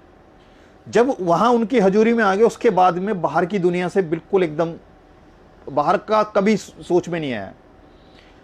ऐसे ही जब बड़े मंदिर जाना शुरू हुआ, क्योंकि पहले ही सोमवार से जो है ना गुरुजी ने बड़े मंदिर भेज दिया था, जबकि एम्पायर स्टेट में बहुत सारी ऐसी संगति हम पूछते थे तो बड़ा मंदिर बहुतों को पता ही नहीं था। वो कह रहे जी कौन सा मंदिर तो यही है जहाँ गुरुजी बैठते हैं। क्योंकि तो वहाँ जाते थे तो वहाँ भी उस चार दीवारी के अंदर जाने के बाद में, क्योंकि अकल जहाँ रफल छोड़ दिए, जहाँ जूते छोड़ दिए, जब हमने अकल छोड़ दी, अंदर हम अकल लेके गए नहीं, तो अंदर कोई ऐसा विचार जो दुनियावी विचार है आपके अंदर आने को वहाँ प्रवेश ही नहीं करता। और जब तक वहाँ अंदर रहेंगे तब तक वो अंदर की जो गुरुजी की जो माया है, जो गुरुजी के उसमें उसी में है, बाहर की दुनिया से एकदम कट जाना है, बिल्कुल कट जाता था। कभी ऐसा नहीं लगा कि बाहर का सोच क्या होती है। और ये अभी की नहीं, गुरुजी के यहाँ मत्था टेकने से पहले का भी है, क्योंकि हमेशा हम किसी ना किसी पथ पे चल के गुरुजी के चरण में आए, भले ही कोई रास्ता कोई हो, कोई वैष्णो को मान के आया है, कोई दुर्गा को मान के आया है, कोई लक्ष्मी को मान के आया है, कोई गणेश जी को मान के आया है, कोई हनुमान जी को मान के आया है, कोई काली को मान के आया है, कोई राम को मान के आया है, कोई कृष्ण को मान के आया है। वो रास्ते सारे जो है ना, वो पगडंडियाँ सब आके मिलके जो है एक यहाँ स्थान पे आके हो जाती हैं। और वही हमारी सारी जो जिंदगी की कमाई है जो हमें लेके गुरुजी ने अपनी शरण में रखा है, कहीं ना कहीं है। और कुछ ऐसे भी हैं वो किसी को भी नहीं मानते, लेकिन उनके पिछले कहीं ना कहीं कर्म है जो उनकी इकट्ठे जो उनके वो है, उसका फल है कि उनको गुरुजी बिना किसी इस जन्म में उन्होंने एक भी कोई ऐसा कर्म नहीं किया, कोई पूजा पाठ नहीं किया, किसी को माना नहीं, और गुरुजी ने उनको बुला के उनका कल्याण कर दिया। उनके पिछले संजोए हुए कर्म थे जो उनके यहाँ काम में आए। तो वहाँ मैं रामलीला के बाद में सारे बच्चे हम जो हैं, क्योंकि जब रूप भरते हैं वहाँ, तो रूप बनने के बाद पहले पूजा करते हैं, कलावा वगैरह बांधते हैं और थोड़े नियम होते हैं, उन नियमों को अपनाते हैं। तो क्योंकि जब हम हनुमान जी का वेश भर के, रूप भर के, या रामचंद्र जी का रूप भर के, या जितने भी उसमें करेक्टर हैं उनको रूप भर के, जब हम पब्लिक जो है उसी रूप में हमें भाव में पूजा करती है, तो हम ये मान के चलते हैं कि हमारे अंदर इतना प्योरिटी नहीं है कि हम उनके रूप में जो हम अपने आप को पुजवाते हैं। तो कहीं ना कहीं हमसे जो गलती होती है उसकी माफ़ी के लिए हम सारे जितने भी जो उसमें इन्वॉल्व होते हैं, चाहे मैनेजमेंट में हो चाहे कलाकार हो, सबको इकट्ठे होकर जो है ना हरिद्वार और उसमें जाते हैं, ये आपके ऋषिकेश में। तो वहाँ मनसा देवी का मंदिर है। तो मेरा दोस्त है जो रामलीला से जुड़ा हुआ, वो मेरे साथ था। तो उसने नया नया फ़ोन लिया था, 2003-04 की बात है, नया नया उसने फ़ोन लिया था। मेरे पास तब तक फ़ोन नहीं था, घर में लैंडलाइन था। तो वो क्या कर रहा है कि जहाँ भी उसको मौका मिले वहीं वो उस फ़ोन से अपने घर पे लैंडलाइन पे जो है ना बच्चों को बताता रहे, अपनी वाइफ को, कि भाई आज अभी मैं यहाँ पहुँचा हूँ, ये हमने कर लिया, खाना खा लिया, वो सारा कुछ वो बोलना शुरू कर दिया। तो मैंने मेरे से एक बार जब मनसा देवी पे हम चढ़ रहे तो मेरे से कह लगा बिलायती भी तू भी फ़ोन कर ले घर। मैंने कहा मैंने नहीं कर रहा। कह रहे क्यों? मैंने कि मैं जिसके नाम से आया हूँ, मैं घर पे जिनको छोड़ के आया, मैं उसके भरोसे छोड़ के आया हूँ। अगर मैं यहाँ से फ़ोन करता हूँ और मेरे घर से कह देते हैं कि आज जो है सिलेंडर ख़त्म हो गया, सिलेंडर घर पे नहीं है, मैं माता के दर्शन करने आया हूँ, और यहाँ मैं एक टेंशन ले लेता हूँ कि घर पे सिलेंडर नहीं है, कर मैं कुछ सकता नहीं, और मैं जिस भाव को लेकर मैं यहाँ आया हूँ उस भाव में मैंने ऑटोमेटिकली अपना जो है ना एक चीज़ को, दुष्प्रभाव को मैंने अपने ऊपर ले लिया कि ये दिमाग में आ जाएगा, वो मंदिर तो छूट गया साइड में, मत्था टेकना तो छूट गया साइड में, दिमाग में घर चल जाएगा। तो मैं शरीर के साथ तो मंदिर में पहुँच जाऊँगा, लेकिन मन के साथ, जो मन के साथ मैं अंदर नहीं जा पाऊँगा। और जहाँ हमारा मन चला गया वहाँ हम होते हैं, शरीर कहीं भी है वो मायने नहीं रखता। अगर हम कई दफ़े जो बोलते हैं कि भाई तेरा ध्यान किधर है, तेरा दिमाग किधर है, तो शरीर कहीं होता है, मन कहीं होता है। तो जहाँ हम मन से होते वहीं पहुँच जाते। तो मैंने उसको बोला भाई ऐसी टेंशन मैं क्यों लूँ, जिसके भरोसे मैं आया हूँ उसके भरोसे रहने मैंने, वो जाने उनको। उससे पहले ऐसी ये वैष्णो देवी का एक था, मेरी आंटी ने जो है ना वो लड़का जब हुआ तो मेरे से बोला, लड़का होने के बाद कि मैंने जो है ना बोल कबूल की थी, तो 2 बिटियाओं के बाद जब लड़का हुआ तो वो कहने की आंटी के बीच वो ऐसे जो है ना मैंने वैष्णो देवी का बोला था। तो मैंने कि भी देखो वैष्णो देवी का बोला था, पर क्या ये लड़का ही वैष्णो देवी ने दिया है? वो दोनों लड़कियां किसने दी हैं? कृपा तो अगर है तो वो भी हैं। और अगर पहली लड़की के लिए अगर आप मेरे को वहाँ ले बोलते कि भी ऐसे ऐसे वैष्णो देवी जाना है, तो मैं उसको भी लेके जाता, दूसरी को भी लेके जाता और इस लड़के को भी लेके जाता। पर अब अगर तुमने मांगे, तुम अगर भिखारी भी बने और मांगने पे आए, तो मैंने कि एक ही मांगा, मैंने कि 5-7 मांगते, कम से कम देने वाले को भी पता लगता है और लेने वाले को भी पता लगता है। जब भीख ही मांग रहे हो तुम तो ढंग से मांगो उसको। तो इस चक्कर में हमारे 17 साल निकल गए कि मैं एक उस पे था कि मैंने कि जो भी देने वाला है, अगर दिया है तो सब कुछ उन्होंने दिया, और नहीं दिया तो कुछ भी उन्होंने नहीं दिया। इसमें बात अड़ती रही तो मेरी आंटी ने जो है ना मेरी मदर को थोड़ा सा वो किया, थोड़ी सी भी कोई दिक्कत हो तो उनके दिमाग में यही था कि भाई मैंने लड़के के ऊपर ये बोला था और मैं वहाँ वैष्णो देवी नहीं गई। मेरी मदर ने बोला भाई कल को कुछ भी होगा तो ये इसको दिमाग में जो चीज़ चल रही है ये उसको घर कर जाएगी और ये बड़ा मुश्किल हो जाएगा, तो एक काम कर तू मेरे कहने से इनको लेके सबको और वहाँ मत्था टिका ला। मैं उससे पहले कभी वैष्णो देवी नहीं गया, ना कभी सोचा, ना कभी मन में आया, क्योंकि मैं हनुमान जी को जो मेरे जो जिनको मैं मानता था सबसे पहले नंबर पे मानता था वो हनुमान जी थे। उन्हीं के रोल किए, उन्हीं को मैंने महसूस किया तो उन्हीं को मैं माना करता था। तो मैंने इनको बोले चलो भी ठीक है करते हैं। तो ये नवरात्रे जो आते हैं उसमें पहले ही नवरात्रि के हिसाब से मैंने जो है रिजर्वेशन करा दिया, और रिजर्वेशन ऐसा कराया कि सबसे पहली ट्रेन जो पहुंचती है सुबह उसमें जाने का, और सबसे लास्ट ट्रेन एक दिन छोड़ के सबसे लास्ट ट्रेन वहाँ से वापसी की मैंने करा के बैठ गया। अब मैंने अपने साले को फ़ोन किया, मैंने कि भाई ऐसे ऐसे रिजर्वेशन करा लिया और भाई तुम अपने टाइम से आ जाना। तो कहने लगा जीजा जी आपने ये रिजर्वेशन किस हिसाब से कराया है? मैंने कहा भाई मैं इतने बजे सुबह 6 बजे 5 बजे पहुंच जाएंगे, फिर कटरा से वहाँ जाके चढ़ाई करके एक दिन के बाद अगले दिन जो है शाम की जो है ट्रेन पकड़ लेंगे। वो कहना है जीजा जी आप वहाँ गए नहीं हो पहले, वहाँ इस पे नवरात्रों में बहुत ज़्यादा भीड़ होती है और आपने एक दिन का टाइम लिया है, तो पता नहीं वहाँ उस भीड़ में दर्शन हो पाएंगे नहीं हो पाएंगे, ये कभी ऐसा ना हो रिजर्वेशन ख़राब हो जाए। मैंने एक ही चीज़ बोला कि भाई मेरे कोई चीज़ दिमाग में नहीं थी, पर जो मैंने काम करना था वो कर दिया। मैंने एक अरदास लगा ली कि भाई मैं तेरे पास आ रहा हूँ। अब वो काम उसका है कि वो उसने हमें दर्शन देने हैं या नहीं देने हैं, वो उसका काम है। मेरा काम जो था मैंने कर दिया, मैंने अपनी इंटेंशन जो है वो क्लियर कर दी कि मैं तुम्हारे पास आ रहा हूँ, और बाकी जो है उन पे छोड़ दिया। अब उनका काम है वो करें या ना करें, उनको बुलाना है नहीं बुलाना है, दर्शन कराने नहीं कराने मैं वो जाने उनको। तो ये बात कह के हम यहाँ से चलने से पहले हुआ कि 2 दिन पहले जिस लड़के को हम बेटे को लेके जाना था वो गर्म दूध का भगोना जो है ना उसके यहाँ थाई पे गिर गया और वो जल गया बीच से। अब वो जल गया तो अब एक दिन छोड़ के जाना था, तो वो सारे घर में परेशानी शुरू होगी कि जिसके नाम पे लेके जा रहे हैं, जिसको लेके जा रहे हैं वही जब ये हो गया इसमें तो कैसे चलेगा। इसको प्रोग्राम ये होगा कि कैंसिल करने का है। तो मैंने उसको बेटे को पूछा, मैं बेटे भाई ये तो हो गया जो हो गया कोई बात नहीं है, पर क्या तू चल सकता है? वो कह रहा हाँ पापा कोई दिक्कत नहीं है मैं चलूँगा। ये आस्था की बात है, ये विश्वास की बात है कि वो उस जले हुए उसके बावजूद भी उसने कहा कि नहीं पापा मैं चलूँगा। उसी के लिए जाना था हम चल दिए। कटरे से जैसे ही चढ़ाई शुरू करी, वो नंबर नीचे से लेके ऊपर चढ़ाई शुरू करी हमने, तो आंटी को चक्कर से आ गया और वो वहीं बैठ गई। अब ये हुआ कि अभी तो घर से तो ये होका है, तो अब यहाँ इसका है, तो हमें लगा कि लग रहा है कि माता रानी ने कोई दर्शन वर्शन नहीं कराने। तो थोड़ी देर बाद उनको पानी वानी पिलाया, थोड़ा सा वो रसना वगैरह जो है वो पिलाई और उनको खड़ा किया है, चलने दिया। अब उसी टाइम में मेरे साले को जो है वो थोड़ा पूजा पाठ में ज़्यादा है, तो उसको एकदम से थोड़ा सा आभास हुआ, तो वो कहने लगा जीजा जी कोई बात नहीं है चलते हैं, और हमें ब्रह्म मुहूर्त में जो है ना दर्शन होंगे। ऊपर गए जी हम। जाने के बाद हम जो है वहाँ जमा करा के सामान वगैरह जमा करा के लाइन में लगे, तो हम वहाँ सही 4 बजे जो है ना अंदर थे दरबार में, जब वो आरती वगैरह कुछ होता है, और हमारे जाने के बाद पीछे से सारे लोग बंद कर दिए। तो बंद करने के बाद अब देखते हैं कि दर्शन तो हो गए।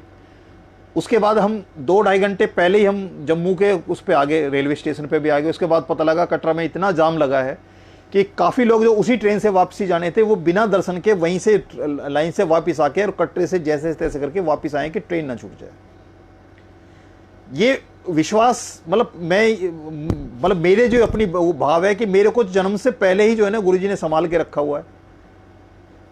वजह उद्देश्य क्या है, कब क्यों वो जीवन दान दे रहे हैं। 2008 में जैसे मेरे को जिंदगी बख्शी है गुरुजी ने, 2017 में भी जो है अभी गुरुजी ने जो है लाइफ एक्सटेंड की है, और इतने टाइम 8 से लेके और ये 2020 आ रहा है, 12 साल का टाइम जो है ना गुरुजी ने ये एक्सटेंड है।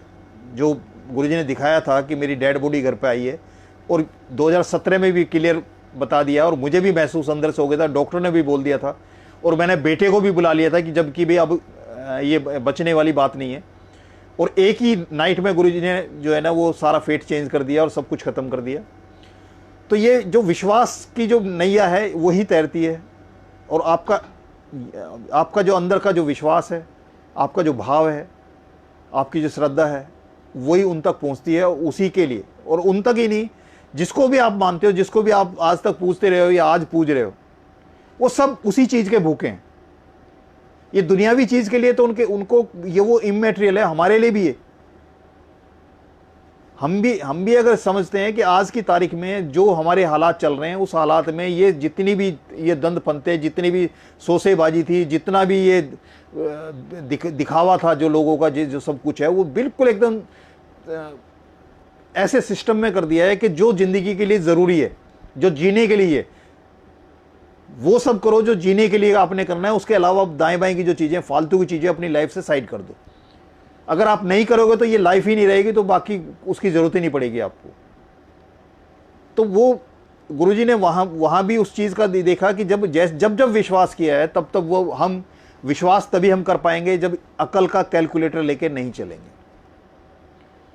क्योंकि अकल के साथ जब कोई काम करते हैं तो कैलकुलेशन करने लगता है हमारा दिमाग, और दिमाग में कैलकुलेशन में अगर वो हमारे फ़ायदे का हमें लगता है तो उस काम को हम ज़रूर करेंगे, चाहे उसमें हमारा नुकसान हो चाहे किसी और का नुकसान हो। और ये गुरुजी का वचन है कि अगर आपके करने से किसी और का भी भला होता है तो आपका इसमें कोई नुकसान नहीं है। यानी कि वही पॉजिटिविटी वाली बात है कि आप दूसरे के प्रति अगर पॉजिटिव रहोगे, दूसरे का अच्छा करने की सोचोगे, तो आपका बुरा हो ही नहीं सकता। चाहे सारी कायनात जो है ना इकट्ठी हो गई जो ना बुरा करना चाहेगी, तो वो बुरा नहीं कर पाएगी, क्योंकि वही बाउंस बैक होकर आपके पास आना है जो आप फेंकोगे। जो आपने दिया है वही आपका वापस आना है।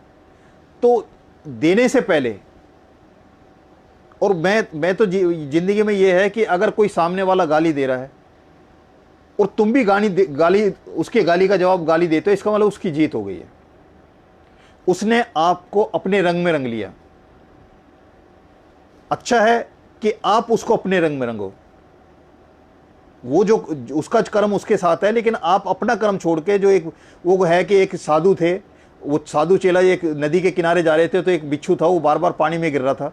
तो बिच्छू जो है ना, वो बिच्छू को उसमें हाथ में उठा रहे थे और बिच्छू डंक मार रहा था और फिर नीचे गिर जाता। फिर वो हाथ लगाते, फिर दूसरा हाथ लगाते। तो जो चेला जो साथ में चल रहा था वो कह रहा, महाराज ये आप इसको बचाने की कोशिश कर रहे हो और ये बार बार जो है ना ये आपको डंक मार रहा है, तो आप इसको छोड़ो, इसको मरने दो। तो उसने बोला, उनके जो गुरु थे, उसने कहा कि भाई जब ये एक जानवर होकर अपनी प्रवृत्ति को नहीं छोड़ सकता, तो मेरा जो भाव है कि मेरे भाव में इसको मैंने बचाना है, तो मैं कैसे छोड़ दूं। क्योंकि हमें क्या चाहिए, उसके लिए हमें क्या करना पड़ेगा, वो सोचना जरूरी है। जैसा हम चाहते हैं, अगर हम अच्छा चाहते हैं तो अच्छा ही करना होगा, तभी हमारा अच्छा होना है। हम अगर बुरा करके अगर ये चाहें कि हमारा अच्छा होता रहेगा, तो नहीं होगा। और अभी ये 2 दिन 3 दिन पहले यही था कि स्वार्थ, जब हमारे रिश्तों में से स्वार्थ खत्म निकलेगा, तब प्रेम का जन्म होगा। यही गुरुजी के साथ है कि सरेंडर भी तभी हो सकता है। स्वार्थ का मतलब ये जो मांगने का है कि गुरुजी के सामने मांगने की बात है। एक तीर्थराम में एक आंटी थी, वो किसी अपने अंकल को लेके जो है ना, उसमें उनके अंकल एडमिट थे। तो उनका अंकल ने, आंटी ने जो है एक दिन उनको 2 ब्लड ट्रांसफ्यूजन होता था उनका। तो उन्होंने 2-3 लोगों को बोला हुआ था कि ब्लड दे जाएंगे, डोनेट कर जाएंगे। तो वो आंटी ने जो है उस दिन जो कोई ब्लड देने वाला उनके यहाँ पहुँचा नहीं, और वो बड़े परेशान कि अंकल को जो है ना ब्लड चेंज होना है, और वो जिनको बोला था वो आए नहीं। तो वो बड़े परेशान थे इसमें, इस चीज़ का उनको बड़ा लग रहा था कि कैसे होगा, अंकल को भी अगर ब्लड नहीं ये ट्रांसफॉर्म नहीं हुआ तो कैसे होगा, बड़ा मुश्किल हो जाएगी।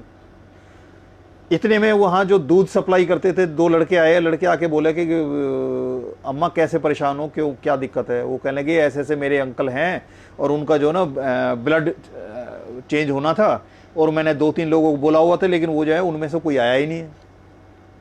तो उन्होंने कह दी कि कोई बात नहीं, चिंता मत करो, ब्लड हम दे देते हैं। वो दोनों लड़के गए और लेट के जो है ना ब्लड दे के चले गए। उनको ब्लड वो चेंज हुआ, लेकिन सुबह तक जो है अंकल चले गए। अब अंकल चले गए तो आंटी रोने लगी कि अंकल गुरुजी मैं तो आपके सहारे थी, और मैं अंकल जो है ना आपने वो आप उनको लेके चले गए। तो ये बड़ा होता है हम कि हमारी तो ये एक अंदर से भावना होती है कि जो हमारा रिश्तेदार है, जो हमारा वो है, वो हमारे साथ सदा सदा के लिए बना रहे। ये हमारा सबका भाव है। हमारे माता पिता हों, हमारे बाबे दादे हों, हमारे नाना नानी हों, हमारे जो भी रिश्ते जिनको हम देखते हैं, जिनको हमारी आदत होगी है ज़िंदगी में देखने की, जिनको हम अपनी दुनिया मान के चलते हैं, उन सबको एक देखने की हमें आदत होती है कि अगर एक बार वो कोई ना दिखाई दे तो ऐसा लगता है, एक वैक्यूम सा लाइफ में लगता है। तो हम में से कोई नहीं चाहता कि वो हमारी ज़िंदगी से जाए। हम कहते हैं सदा बना रहे, लेकिन सदा किसी ने रहना नहीं है। ये शरीर जो लेके आया है, तो इसका जो काम है शरीर का, जितना काम करना है उतना करके इसको छोड़ना ही छोड़ना है। ये गुरुजी जी ने प्रमाणित कर ही दिया है उन्होंने कि इस शरीर की एक लिमिटेशन है और इस शरीर की एक म्याद है, वो म्याद खत्म होने के बाद शरीर को छोड़ना ही है। तो ये जाना ही है। लेकिन हमारी जो भावना होती है कि हमारी जब कोई कष्ट होता है, जब उनका अंत वेला आता है, हम तब भी चाहते हैं, गुरुजी से अरदास करते हैं, या जिसको भी हम मानते हैं उनसे अरदास करते हैं कि इसकी ये बीमारी से ठीक हो जाए, ये हमारे बने रहें, इनकी दिक्कत ख़त्म हो जाए, हॉस्पिटल से निकल के बाहर आ जाएं। लेकिन हमें नहीं पता कि वो अगर बाहर ही आ जाते हैं उसके बाद उनकी क्या हालत होनी है। कि जो गुरुजी का जो वो अपना है कि 90% कर्म वो काट देते हैं और 10% भुगतवाते हैं। तो 10% में ही हमारे हाल इतने ख़राब हो जाते हैं उस 10% को देख के, तो 90% और उसमें शामिल हो जाता है तो बहुत बुरा हो जाए। तो ये गुरुजी के ऊपर छोड़ना है कि भाई हम जिंदे रहें या मरे रहें, हमने तो सिर्फ आपके उसमें रहना, आपके साथ रहना। कैसे रखना है आपने, सशरीर रखना है या बेशरीर रहना, ये डिसाइड आपने करना है। तो आंटी ने वो गुरुजी से अरदास की कि गुरुजी ये तो ऐसे मेरे अंकल भी चले गए और आपसे मैंने बोला था। तो गुरुजी ने उनको बोला कि भाई तुमने ब्लड डोनेशन कहा था कि कोई ब्लड डोनर नहीं आया और आज इनका ब्लड चेंज होना, कोई ब्लड डोनर भेज दो। तो मैंने ब्लड डोनर भेज दिए। तो जितना तुमने मेरे से मांगा था वो तो मैंने किया। अब तुमने ये तो कहा ही नहीं कि गुरुजी को जो है ना, गुरुजी की जीवन एक्सटेंड कर दो, गुरुजी की जिंदगी बख्श दो। तो जो तुमने मांगा मैंने किया तो है।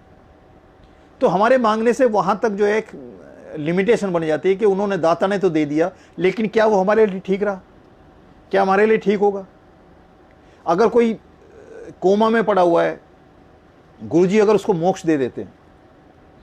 एक आंटी थे तो बड़े मंदिर में जो है वो स्टेयर चढ़ रहे थे जब बड़े मंदिर की, तो चढ़ते चढ़ते वो रो रहे थे आंसुओं से। तो मैं साथ में मत्था टेक के मैं भी जा रहा था। तो मैंने कहा कि आंटी क्यों रो रहे हो। मैंने कि गुरुजी के दर पे आके, मतलब गुरुजी को सबसे बुरा लगता है कि उनकी संगत के आंखों में आंसू आए। खुशी के तो आए तो कोई बात नहीं है, लेकिन दुख के जो आंसू है वो आंसू ना आए। मैंने कहा आप चारों तरफ घूम के देखो, जो मौत की आखिरी स्टेज पे भी होता है, आप गुरुजी के मंदिर में अंदर आप घूम के देख लो, संगत के एक भी चेहरे पे आपको सिकन दिखाई दे जाए, या आपको एक भी चेहरा आपको ऐसा दिखाई दे जाए चाहे उसका लास्ट सांस चल रहा है, लेकिन उसकी लाइफ में एक सुकून होगा, इनकी हुजूरी में आने के बाद एक सुकून उनको आपको मिलेगा। तो मैंने कहा गुरुजी सबसे ज़्यादा उनको जो हेट है वो यही है कि संगत रोए, क्योंकि रोना हमारा वहीं से शुरू होता है जहाँ से हमारा विश्वास घटता है। जैसे ही विश्वास घटेगा वैसे हमारा रोना शुरू हो जाएगा। तो मैंने कहा गुरुजी नहीं वो करते थे तो आप जो है ये रो मत। तो उन्होंने बताया मेरे को कि मेरी मम्मी जो है इतने दिन से, कई 10-15 दिन से कोमा में है, और वो ऐसी स्टेज पे है कि सारा परिवार अब ये अरदास कर रहा है कि क्या कैसे करें, क्योंकि डॉक्टर नहीं बता पा रहे कि ये अभी कह रहे हो ठीक हो जाए तो अभी 1 मिनट में ठीक हो जाए, नहीं ठीक हो सालों ठीक ना हो। कह रहा हम ये इसकी वो बता ही नहीं सकते ये कब इनकी जो है वो वापिस होगी, कोमा से कब बाहर आएंगे, ये कोई नहीं बता सकता। हमारी साइंस में इसका कोई लेना देना नहीं। और कह लगे हम अब ये कर रहे हैं कि उनकी हालत हमसे देखी नहीं जा रही और हम कुछ कर नहीं पा रहे। सारे साधन हमने करके देख लिए, सब कुछ कर देख लिया, लेकिन हमारी कोई बस ही नहीं चल रहा, उनको कुछ नहीं कर पा रहे। तो अब दिल में एक ही चीज़ लगती है कि अब क्या करें, इनके लिए हम क्या कर सकते हैं। मतलब सारा पैसा लगाने को तैयार हैं, सब कुछ करने को तैयार हैं, खून देने को तैयार हैं, अपने कोई पार्ट्स भी देने को तैयार है, कोई लीवर भी देने को तैयार है, किडनी भी देने को तैयार है, सब कुछ तैयार है, लेकिन कुछ हो ही नहीं पा रहा। अब एक जो अटैचमेंट होता है तो उस दुख से आदमी परेशान होता है। तो उस आंटी को मैंने बोला, मैंने कि मेरे पास गुरुजी के दर्शन थे, वो लॉकेट था, दर्शन किया। तो मैंने आंटी को बोला, मैंने कि एक काम करो आंटी के वहाँ जाओगे, हॉस्पिटल जाओगे, प्राइवेट हॉस्पिटल था, तो मैंने कहा एक काम करना, ये गुरु उनके सिराने पे जो है ना, गुरुजी को वहाँ सिराने पे रख देना आप, और गुरुजी के ऊपर छोड़ दो, अरदास गुरुजी से कहो जो उनके लिए ठीक हो वो करो आप। वो गए जी, तो 10-15 दिन बाद वो वापस आए। तो वापस आए तो उनके साथ में उनकी जो पेरेंटल साइड के थे, उनके भाई थे, भाभी थे, भतीजे, वो काफ़ी लोग इकट्ठे होकर आए। तो उन्होंने, मैं वहाँ सेवा में था, तो वो उन्होंने आके मेरे को इंट्रोड्यूस कराया सबको कि भाई ये मेरा भाई साहब है, ये मेरी भाभी है, मेरा भतीजा है, ये इस तरह से सबको बताया। तो मेरे एकदम ध्यान में आया कि मैंने कि ये तो अपनी मदर के जो है, जो कोमा की वजह से बड़े सोच रहे थे, तो ये कैसे उनके क्या हुआ। तो मैंने पूछा वो आपकी मम्मी का क्या रहा, वो कैसी हालत है। कह लगे अंकल ये सारे जो लोग आए हैं ये सिर्फ इसीलिए आए हैं यहाँ इकट्ठे होके कि ऐसी कौन सी शक्ति है कि सारी जिंदगी की पूजा एक तरफ। कह रहे मेरी मम्मी ने सारी जिंदगी वैष्णो माता की पूजा की है, कभी शंकर भगवान को, भोले शंकर को कभी वैसे कभी उस तरह से नहीं माना, उनकी वो देवी रही हैं और देवी को ही पूजते थे। और कह रहा है जब लास्ट उनके सांस निकली है तो उनके मुंह से जो 3 शब्द निकले वो निकले ओम नमो शिवाय। और कह रहे हम सारे वहीं मौजूद थे। जब सबने सुना कि भाई जब उनको होश नहीं है, हम कुछ बोल रहे हैं उनको पता नहीं है, वो कुछ बोल रहे हैं, मतलब कुछ भी कहा जा रहा है, कुछ भी सुना जा रहा है, उनकी तरफ से कोई रेस्पॉन्स नहीं है, उनकी बॉडी कोई एक्ट नहीं कर रही, उनकी आंखें नहीं खुल रही हैं, कुछ भी नहीं कर रहे, रिएक्ट ही नहीं कर रही हैं, लेकिन अंतिम शब्द उनके उससे निकले वो ओम नमो शिवाय है। तो कह रहे मेरे को उसमें यह आया कि गुरुजी ने अपने पास ले लिया और इनको मोक्ष दे दिया। तो कह रहे सारे लोग इसलिए यहाँ पत्थर टेकने इसलिए आए हैं। तो ये गुरुजी का अपना तरीका है कि एक आंटी है संगत में, वो काफ़ी जैसे रोज़ आते जाते हैं, तो संगत में भी एक आदत हो जाती है कि जो जब हमारा टर्न होता है जाने का, या जब हम जाते हैं, जो संगत आती है जिनसे हमारा गुरुजी वास्ता कराते रहते हैं, एक क्लोज सर्किल होते हैं वहाँ भी, तो वहाँ भी एक आदत बन जाती है देखने की, जैसे परिवार में आदत बनती है ऐसी देखने की आदत बन जाती है। तो आंटी काफ़ी दिनों बाद जो है ना मेरे को नज़र आए, तो मैंने आंटी से बोला, मैंने कि आंटी रोज़ क्लास लग रही है और आप इतनी एब्सेंट क्लास में एब्सेंट हो गए। तो उन्होंने मेरे को अकेले में ले जाके वो कॉफ़ी स्टैंड पे वहाँ ले गए हम। तो ले जाके मेरे को एक दिन वो आंटी ने बोला कि अंकल ऐसे मेरे को जो है ना डॉक्टरों ने जो है ना कैंसर डिक्लेयर कर दिया है। तो लेकिन मैंने गुरुजी से एक ही अरदास की है कि गुरुजी मुझे नहीं पता, मैंने आपके पास रहना है, ये अब आपने डिसाइड करना है, मैं कोई अरदास नहीं कर रही, ये आपने डिसाइड करना है कि मुझे इस शरीर के साथ रखना है या बेशरीर रखना है, पर मुझे इतना पता है कि मैंने आपके साथ रहना है। वो आंटी आज भी संगत में है क्योंकि उन्होंने सब कुछ गुरुजी के लिए ऊपर छोड़ दिया, उन्होंने अपनी तरफ से कुछ नहीं किया। और यही हमारा है कि उनको सरेंडर करने का भी यही है कि वो जो चाहें, क्योंकि गुरुजी जो चाहेंगे वो हमारे से कहीं ज़्यादा अच्छा सोच सकते हैं, तो हम उस लेवल तक नहीं सोच सकते, ना हमारी नज़र जा सकती। हम तो एक दीवार के पीछे क्या, एक छोटा सा पर्दा लग जाता है, उसके पीछे क्या हो रहा है हमें नहीं पता लगता। तो हमारा आने वाला भविष्य, लोग कहते हैं कि फ्यूचर जो है ना ब्राइट है, मेरी जो भाषा में फ्यूचर जो है ना ब्लाइंड है। जो वर्तमान चल रहा है उसका तो हमें देख रहे हैं, और उसमें भी जहाँ तक हमारी दृष्टि, जहाँ तक हमारी सोच जाती है उतना भरी देख पाते हैं, सही समझ पाते हैं। उससे आगे जो दुनिया है, उससे आगे जो चीज़ें हैं उनको हम नहीं देख पाते।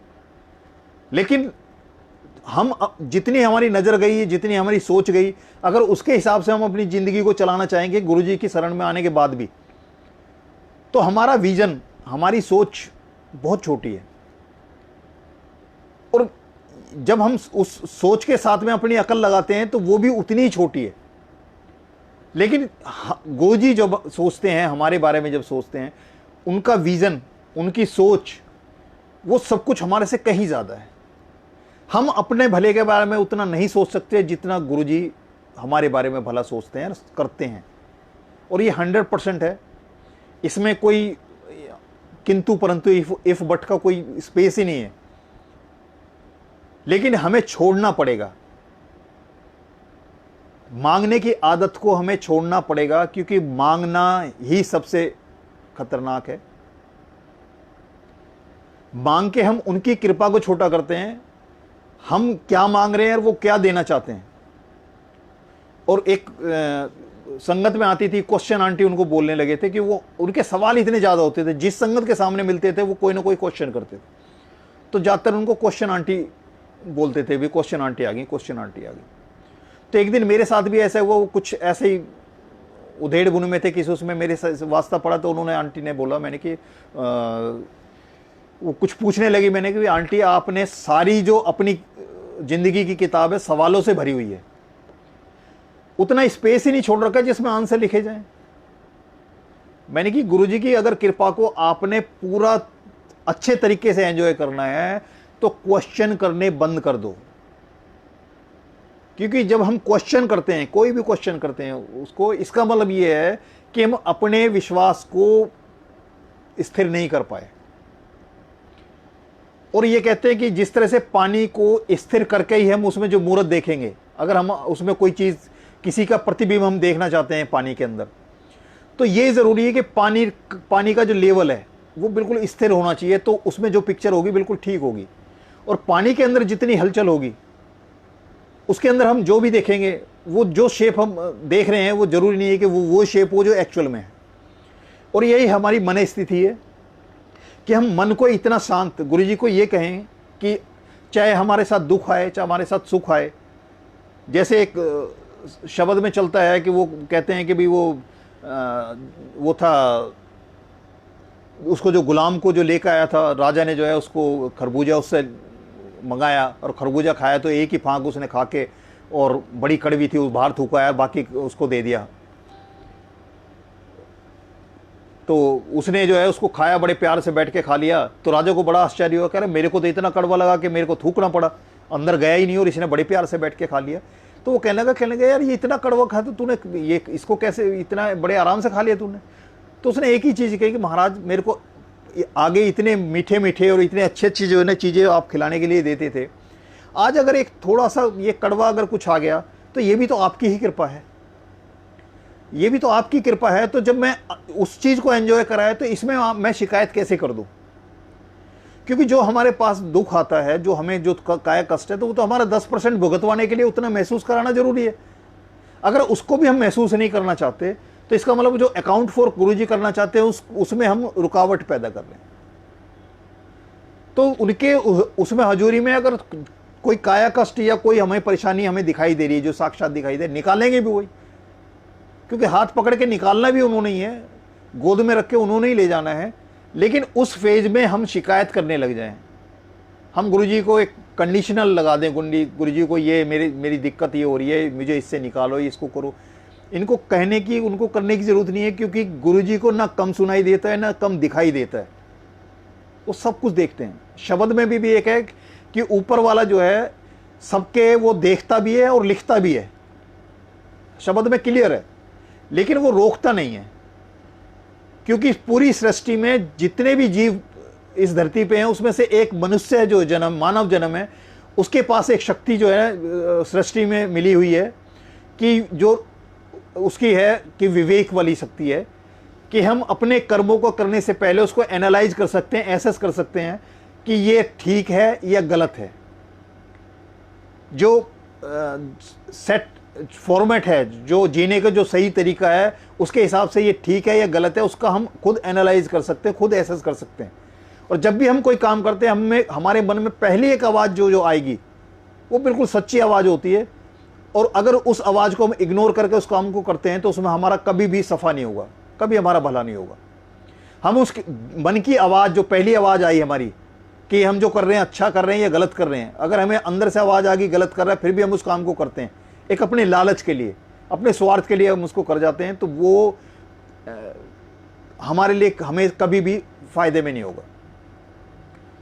तो इसलिए उस दिल की आवाज़, जो पहली जो आवाज़ होती है वो बिल्कुल सच्ची आवाज़ होती है, उसको समझना चाहिए। और गुरुजी के यहाँ आने के बाद तो मतलब ये तो आप, मैं बार बार इसी चीज़ को संगत से कहता हूँ कि मांगना छोड़ दीजिए, क्योंकि मांगने से उनकी कृपा को तो हम छोटा करते ही हैं, अपने लिए परेशानी भी पैदा करते हैं और फिर शिकायत करते हैं।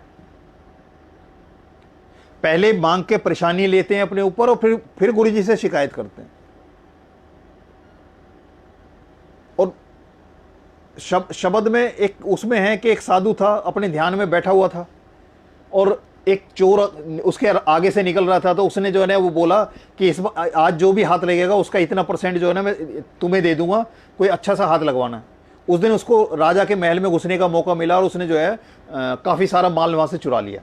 वापसी में उसी रास्ते से गया तो साधु अपने ध्यान में ही बैठे थे और उन्होंने उठा के वो अपना उसका जो हिस्सा जो उसने कमिटमेंट किया था वो हिस्सा उसने वहाँ रख दिया और रख के चला गया। अब वह महल में जब ये पता लगा चोरी होगी तो उन्होंने ढूंढ मचाई। तो जो राजा के जो वो थे सिपा सलाहकार थे वो सारे जो है ना इधर उधर भागे। तो उन्होंने देखा कि वो राजा के उसके साधु के यहाँ जब देखा वो अभी भी ध्यान में बैठे हैं और वो सामान जो है उसके पास पड़ा हुआ है। उन्होंने देखा उसको सामान को और उसको जो है ना साधु को उठा के राजा के वहाँ ले गए। तो राजा से बोला कि महाराज ये जो सामान जो चोरी हुआ था उसमें से कुछ हिस्सा जो है ना इसके साधु के पास मिला है। तो राजा ने उस साधु से कुछ नहीं पूछा और एकदम से उसको फांसी की सजा सुना दी। अब उसको साधु को लगा कि मैंने तो इस पूरे जन्म को मैंने जो है ना प्रभु तुम्हारे सिमरन में लगा दिया और इस पूरे जन्म में मैंने कुछ भी ऐसा, जब वो कारागार में था उसने ध्यान लगाया कि मैं कुछ भी ऐसा मैंने नहीं किया, मैंने कुछ भी ऐसा नहीं किया जिससे कि मुझे ये फांसी की सजा हो रही है। और कह रहे हैं मैंने पिछले 100 जन्म देख लिए, पिछले 100 जन्म दे लिए, ऐसा भी कोई कर्म नहीं है जिसकी ये मुझे फांसी की सजा मिल रही है। तब उसको जब ऊपर से उसको बोला गया कि महाराज आपने 100 जन्म तो देख लिए लेकिन उससे पीछे 101वां जन्म और देख लो। तो 101वां जन्म जब उसने देखा साधु ने, तो उसने देखा कि एक 5 साल का लड़का है, वो कांटे देसी कांटे से जो है ना एक कीड़ा होता है उसको जो है ना बेंध रहा है, उसको चुभा रहा है, उसकी जान निकल रही है और उसका खेल हो रहा है। उसने जान के नहीं किया, वो अनजाने में है, लेकिन उस अनजाने उसकी भी 100 जन्म तक वो वहीं पड़ा रहा क्योंकि उसके सुकर्म थे जिस वजह से वो आगे उभर के नहीं आया। लेकिन 101वें जन्म में इतनी पूजा पाठ के बाद भी वो 101 जन्म में भी उसका भुगतान करना पड़ा। तो जो भी हम कर्म करते हैं, जो भी हमने जिंदगी में कर्म किए हैं, जैसे भी हमने कर्म किया उसका भुगतान हमें करना ही करना है। तो इसीलिए जब 100 जन्म के 101 जन्म तक वो पीछा नहीं छोड़ते। ये तो गुरु जी की मेहर है कि उनके वहाँ मत्था टेकते ही जो है ना 90% आपके कर्म काट दिए और 10% वो कटवा रहे हैं। उसमें भी हम शिकायत करें, सिकवा करें, उनसे मांगें, तो ये उनकी कृपा को जो है ना छोटा करके आंकने वाली बात है। और ये हर एक के साथ है। जैसे गुरु जी ने मुझे मौका दिया अपना सत्संग सुनाने का, बहुत सारी संगत है, हर एक के साथ एक्सपीरियंस है। जो सुन रहे हैं उनके पास भी एक्सपीरियंस है, जो सुना रहे हैं उनके पास भी एक्सपीरियंस है, जो ये चल रहा है। और अगर सबको मिला दिया जाए जितने एक्सपीरियंस गुरु जी के साथ हैं, आपने देखा होगा सत्यनारायण की कथा इतनी बार कराई है, इतनी बार सुनी है, 4-5 अध्याय हैं, आज तक उसमें 6ठा अध्याय कोई भी मैंने जुड़ता हुआ नहीं देखा स्पष्ट कि उसके साथ में जो है तब से लेकर आज तक एक भी 6ठा कोई अध्याय उसमें जुड़ा हो जिसमें सत्यनारायण की स्पष्ट कोई आके बता दे कि हाँ ये मैंने सत्यनारायण की पूजा की थी और ये मेरा स्पष्ट जो है उनकी कृपा हुई है मेरे ऊपर। उसमें एक भी अध्याय नहीं जुड़ा।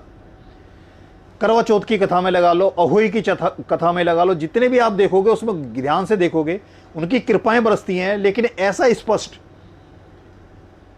ऐसा एक्सपीरियंस जो उसके साथ जुड़ता चला जाए।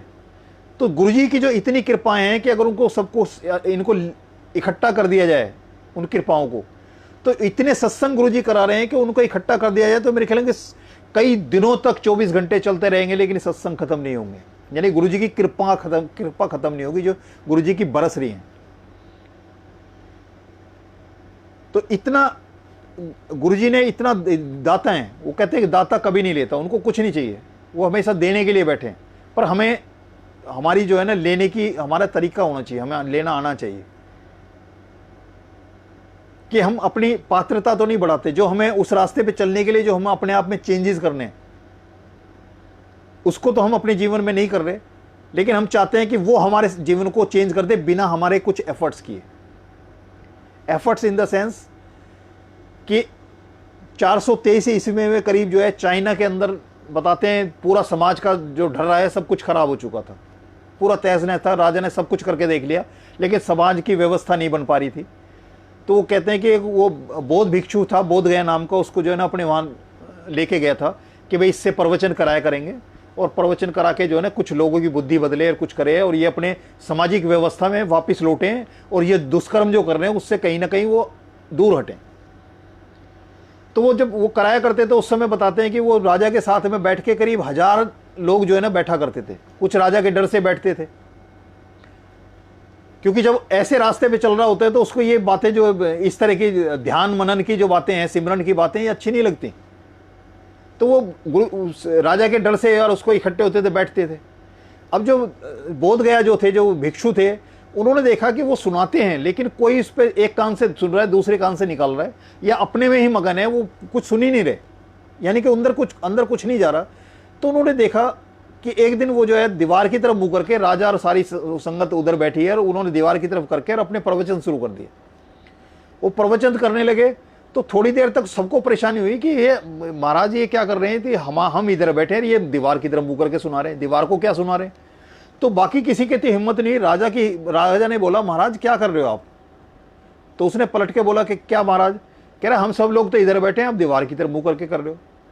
कह रहा महाराज मैं इतने दिन से जो है ना ये प्रवचन सुना रहा हूं, अब मैं दीवार को सुनाऊं ना उसका कोई रिएक्शन है, ना आप लोगों को कोई रिएक्शन है, ना दीवार में कोई चेंज है, ना आप लोगों में भी कोई चेंज है, ना दीवार कुछ सुन रही है ना आप लोग कुछ सुन रहे हैं।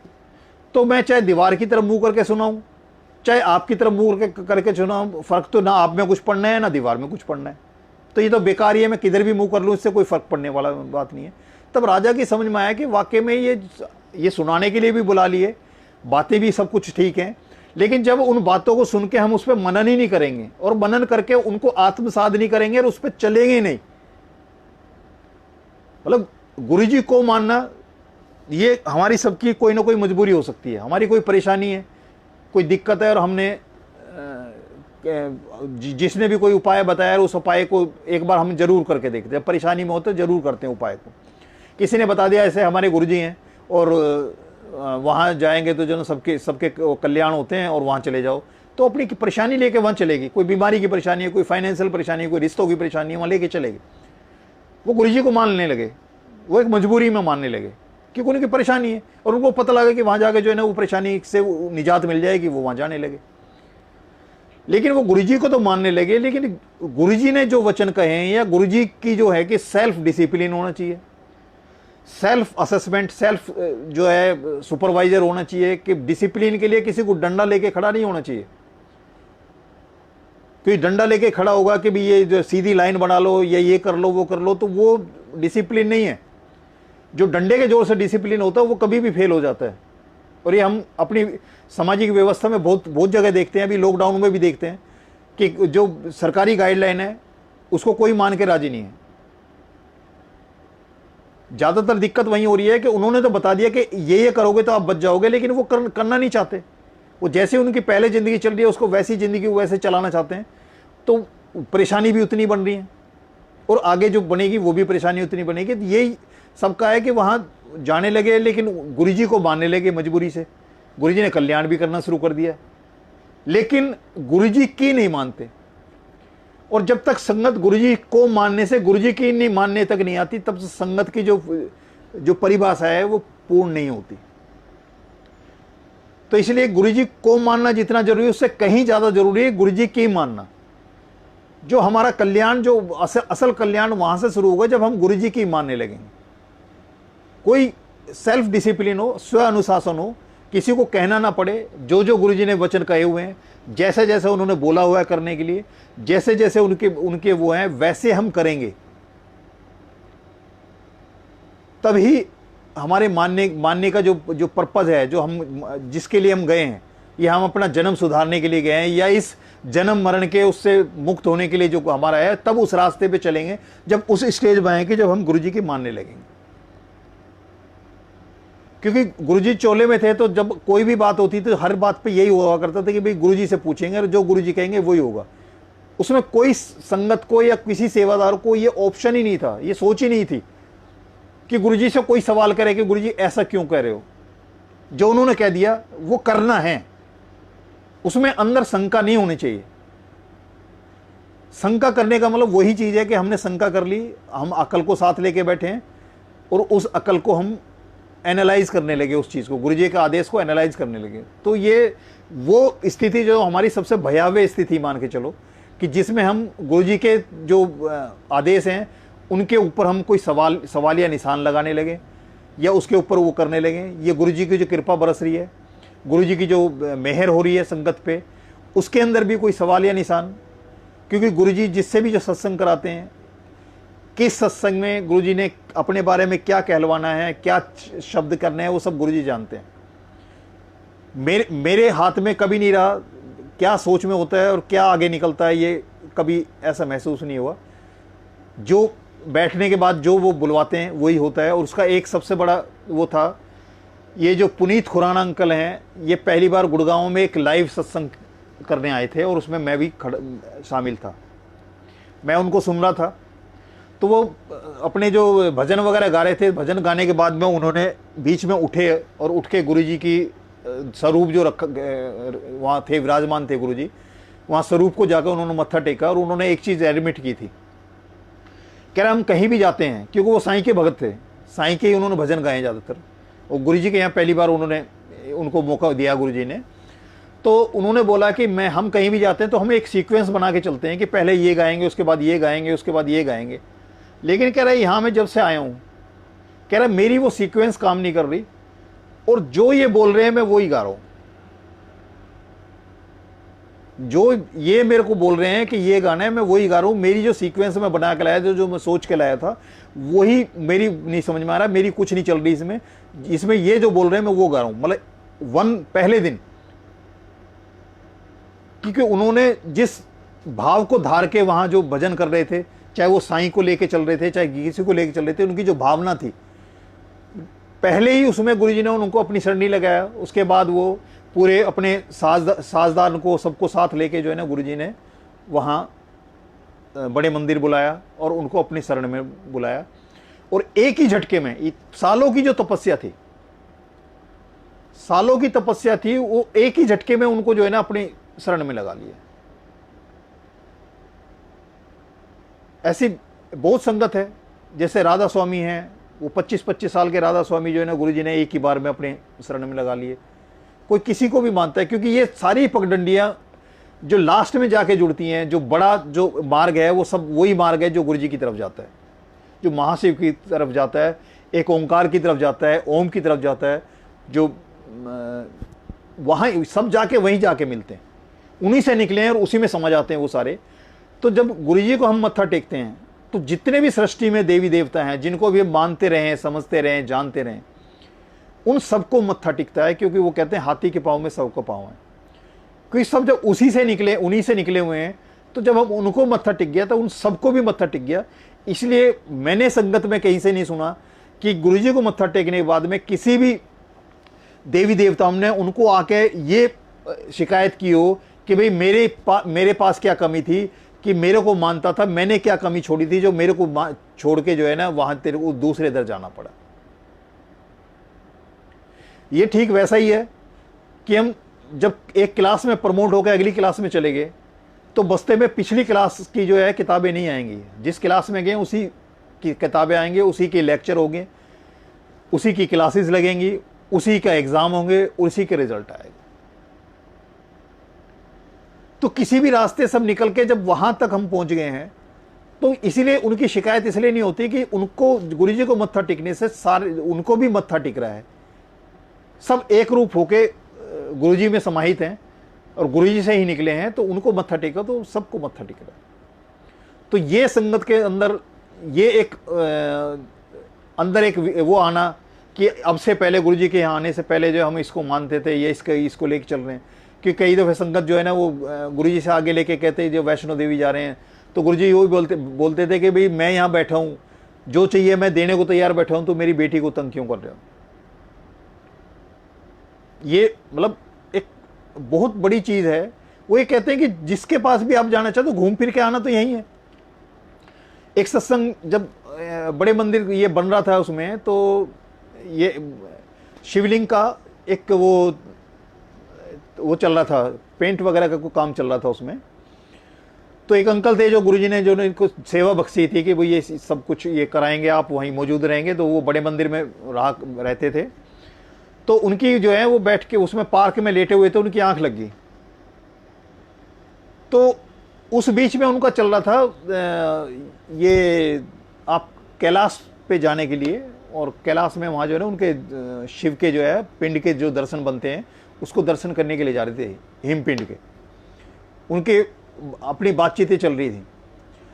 तो वो लेट गए, उनको थोड़ी आंख लगी, तो आंख खुली, उन्होंने देखा कि सारा जो शिवलिंग है वो बिल्कुल वाइट है, बिल्कुल एकदम वाइट है।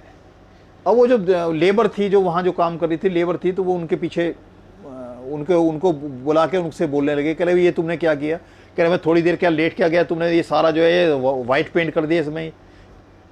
ये वो कहने लगे जी कहाँ वाइट कर दिया? वाइट पेंट तो हम ना हमारे पास है ना इतनी जल्दी, आप कितनी देर आपकी आंख लगी है, इतनी देर में हम कैसे कर देंगे इसको? और उनको वाइट दिखाई दे रहा है बिल्कुल। जब वो गुरुजी के यहाँ एम्पायर स्टेट गए तो जब मत्था टेकना था तब गुरुजी ने बोला, कह रहे कर लिए हिम बाबा के दर्शन, हिम गुफा के जो उनके दर्शन है वो कर लिए। यानी कि जो जिसके लिए वो सोच रहे थे, जिसके लिए वो प्रोग्राम बना रहे थे कि वहाँ जाना है, वो गुरुजी ने अपने वहीं दर पे जो है ना गुरुजी ने दर्शन करा दिए। किसी को एक वो थे, उन्होंने गुरुजी के साक्षात दर्शन करने की वो की थी, उनको ट्रेन चलती ट्रेन में से जो है ना उनको लेके गुरुजी ने वो तांडव नृत्य वो साथ में करा और उनसे कराया, और करा के और फिर वापस ट्रेन में उनको जो साक्षात गुरुजी ने जो जिनके साथ जो है ऐसी ऐसी कृपाएं की हुई हैं, ऐसी बहुत संगत है। पहले जब यहाँ शुरू में जब सेवा किया करते थे बड़े मंदिर में, तो एक दो बार जो है ना नाग वगैरह दिखने शुरू हुए थे।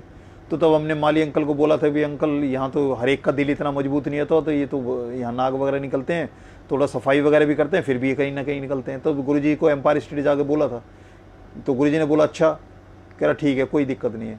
उसके बाद से अभी काफ़ी टाइम से मेरी उसमें तो है नहीं किसी संगत को कभी ऐसे आमना सामना कुछ हुआ हो कि भाई वो उसमें गुरुजी दिखाई दिए हों, उसमें ऐसा कभी नहीं है। तो एक बार जैसे ये पीछे जो है ना ये गुरुजी का झूला रखा था, गुरुजी का झूला जो है ना जब उसमें रखा था, तो संगत जो है ना मत्था टेकती थी, जैसे कुटिया और उधर जो झूला रखा है तो झूठिया उस पर रखी थी। तो एक बार जैसे दर्शन कर रहे थे, दर्शन करके हम उठते हैं तो एक संगत को दिखाई दिया कि गुरुजी जो है ना पीछे विराजमान दिखाई दे रहे हैं उसमें। तो एक अंकल ने उसमें फ़ोटो खींचा, तो फोटो के अंदर भी जो है ना उसमें नज़र आ रहे हैं, और वो सारे इधर उधर देख लिया, पीछे जो है जो था उसके पीछे कहीं कोई गुरुजी के दर्शन नहीं लग रहे, उसके सामने कोई दर्शन नहीं है, और उस फोटो में देखने में गुरुजी के दर्शन नज़र आ रहे हैं। अब ये हर जगह जहाँ गुरुजी साक्षात है, अपनी प्रेजेंस जो महसूस कराते हैं किसी भी सत्संग में, वो साक्षात विराजमान होते हैं। हम सब के जो है ना जो हमारी अरदास है, हमारा जो मत्था टेकते हैं, वो सब जो है कबूल करते हैं, वो सबको ब्लेस करते हैं। तो गुरुजी की कृपा है। सिर्फ अपना भाव, अपना विश्वास, अपनी श्रद्धा, ये अंदर, ये मार्केट में नहीं मिलती, ये आपके अंदर ही है। उसको अंदर से करके और उन तक पहुंचाओ, क्योंकि उन तक पहुंचने का जो रास्ता है वो हमारे अंदर से है, और यही चीज़ है जो उन तक पहुंचती है। बाकी जो दुनियावी चीज़ें हैं वो सब हमारे लिए हैं, वो हम उसको देख सकते हैं या वो कर सकते हैं, ये उनके लिए कोई इसके लिए मायने नहीं है। उनके लिए तो हमारा भाव, हमारा विश्वास और हमारी श्रद्धा है। तो मेरी तो अरदास यही है कि गुरुजी जो है सब संगत को जो है अपनी जिसको शरण में लिया है उसको अपने आदेश रखें कि वो बुलाते रहें, और संगत का यही है कि वो बुलाते रहें और हम गुरुजी के दर पे आते रहें और सिमरन करें, सत्संग सुनने को मिले, शब्द सुनने को मिले, और सेवा गुरुजी बख्श दें। वो पूरे मन से, तन मन धन से, जो भी जैसा भी जिस लायक भी गुरुजी ने आपको वो कर रखा है, जैसा भी आदेश होता है। क्योंकि इसके पीछे एक बार एक सत्संग मेरे को इसमें आ रहा है कि उसके लिए कि गुरुजी जैसे संगत में शादियां वगैरह होती थी, तो गुरुजी जो ना अपने हाथ से काट दिया करते थे संगत को, और बोलते थे कि वहाँ जाना है। तो गुरुजी का आदेश हो गया तो जाना होते ही है। तो एक अंकल थे को तो गुरुजी ने उनको, गुरुजी ने संगत की शादी का कार्ड दिया, और इस एक आंटी थी जिनकी शादी थी, तो एक स्पेसिफिक अमाउंट गुरुजी ने बोला कि भाई ये उसमें डाल के आना है कन्यादान में। गुरुजी ने उनको बोल दिया, वो वहाँ गए और वहाँ जाने के बाद में उन्होंने एक हैंडसम अमाउंट तो डाला, लेकिन जितना गुरुजी ने बोला उतना नहीं डाला। उनकी अपनी अकल थी, उनके अपने हिसाब से था कि उन्होंने अपने हिसाब से अच्छा अमाउंट डाला, लेकिन जो गुरुजी ने फिगर बोली थी वो फिगर उन्होंने नहीं डाली। तो वो किसी अपने बिजनेस उसमें वो वहाँ जयपुर वगैरह गए, तो जब वापसी वो आ रहे थे तो वो पेमेंट लेके आए थे पार्टी से। तो पेमेंट लेके आए तो बीच में कहीं रेस्टोरेंट वगैरह पड़ा, तो वहाँ उन्होंने गाड़ी में पैसे पड़े थे और रेस्टोरेंट में खाना वगैरह खाया। उन्होंने खाना खा के जब वापस आए तो उन्होंने देखा कि उनकी गाड़ी खुली थी और वो जो पेमेंट थी वो गायब थी। तो जब वो यहाँ एम्पायर स्टेट आया और गुरुजी के यहाँ जो है उन्हें मत्था टेका, तो गुरुजी ने बोला कि मैं तेरे पैसे तो जानी थी तेरे से, मैं वो पैसे तेरे किसी अच्छे काम में लगा रहा था, लेकिन तूने अपनी अकल लगा के जो है ना वो कर दिया। वो पैसा तो तेरे काम आना नहीं था, वो तो जाना ही जाना था, पर मैं किसी अच्छे काम में उसको मैं लगा रहा था, पर तूने अपनी अकल लगा के जो है ना वो कर दिया। वो पैसा तो तेरा जाना ही था। तो गुरुजी ने बता दिया कि अगर हमें कोई आदेश हुआ है, कोई हमें लगता है कि वो जो आदेश है हमें ओवरबर्डन लगता है, या हमें ऐसा लगता है कि हमारी उससे बाहर की चीज़ है, उसके बाद भी उसमें हमारा क्या भला है ये गुरुजी जानते हैं। ये गुरुजी को ही पता है कि उनके आदेश में हमारे लिए क्या भलाई है। तो इसलिए है कि उनके उसमें इफ एंड बट लगाने की बजाय जैसा गुरुजी ने बोला है वैसा उसको पूरी ईमानदारी से, पूरी श्रद्धा से, पूरे विश्वास के साथ उसको करते चले जाए। जय गुरुजी। आज के लिए आज का मैं समापन करता हूँ। आगे जब गुरुजी का आदेश देंगे तो आपके साथ सामने रूबरू होऊंगा, और जो गुरुजी जैसा सत्संग अपना कराना चाहेंगे वो गुरुजी के ऊपर है। आप सबको जय गुरुजी।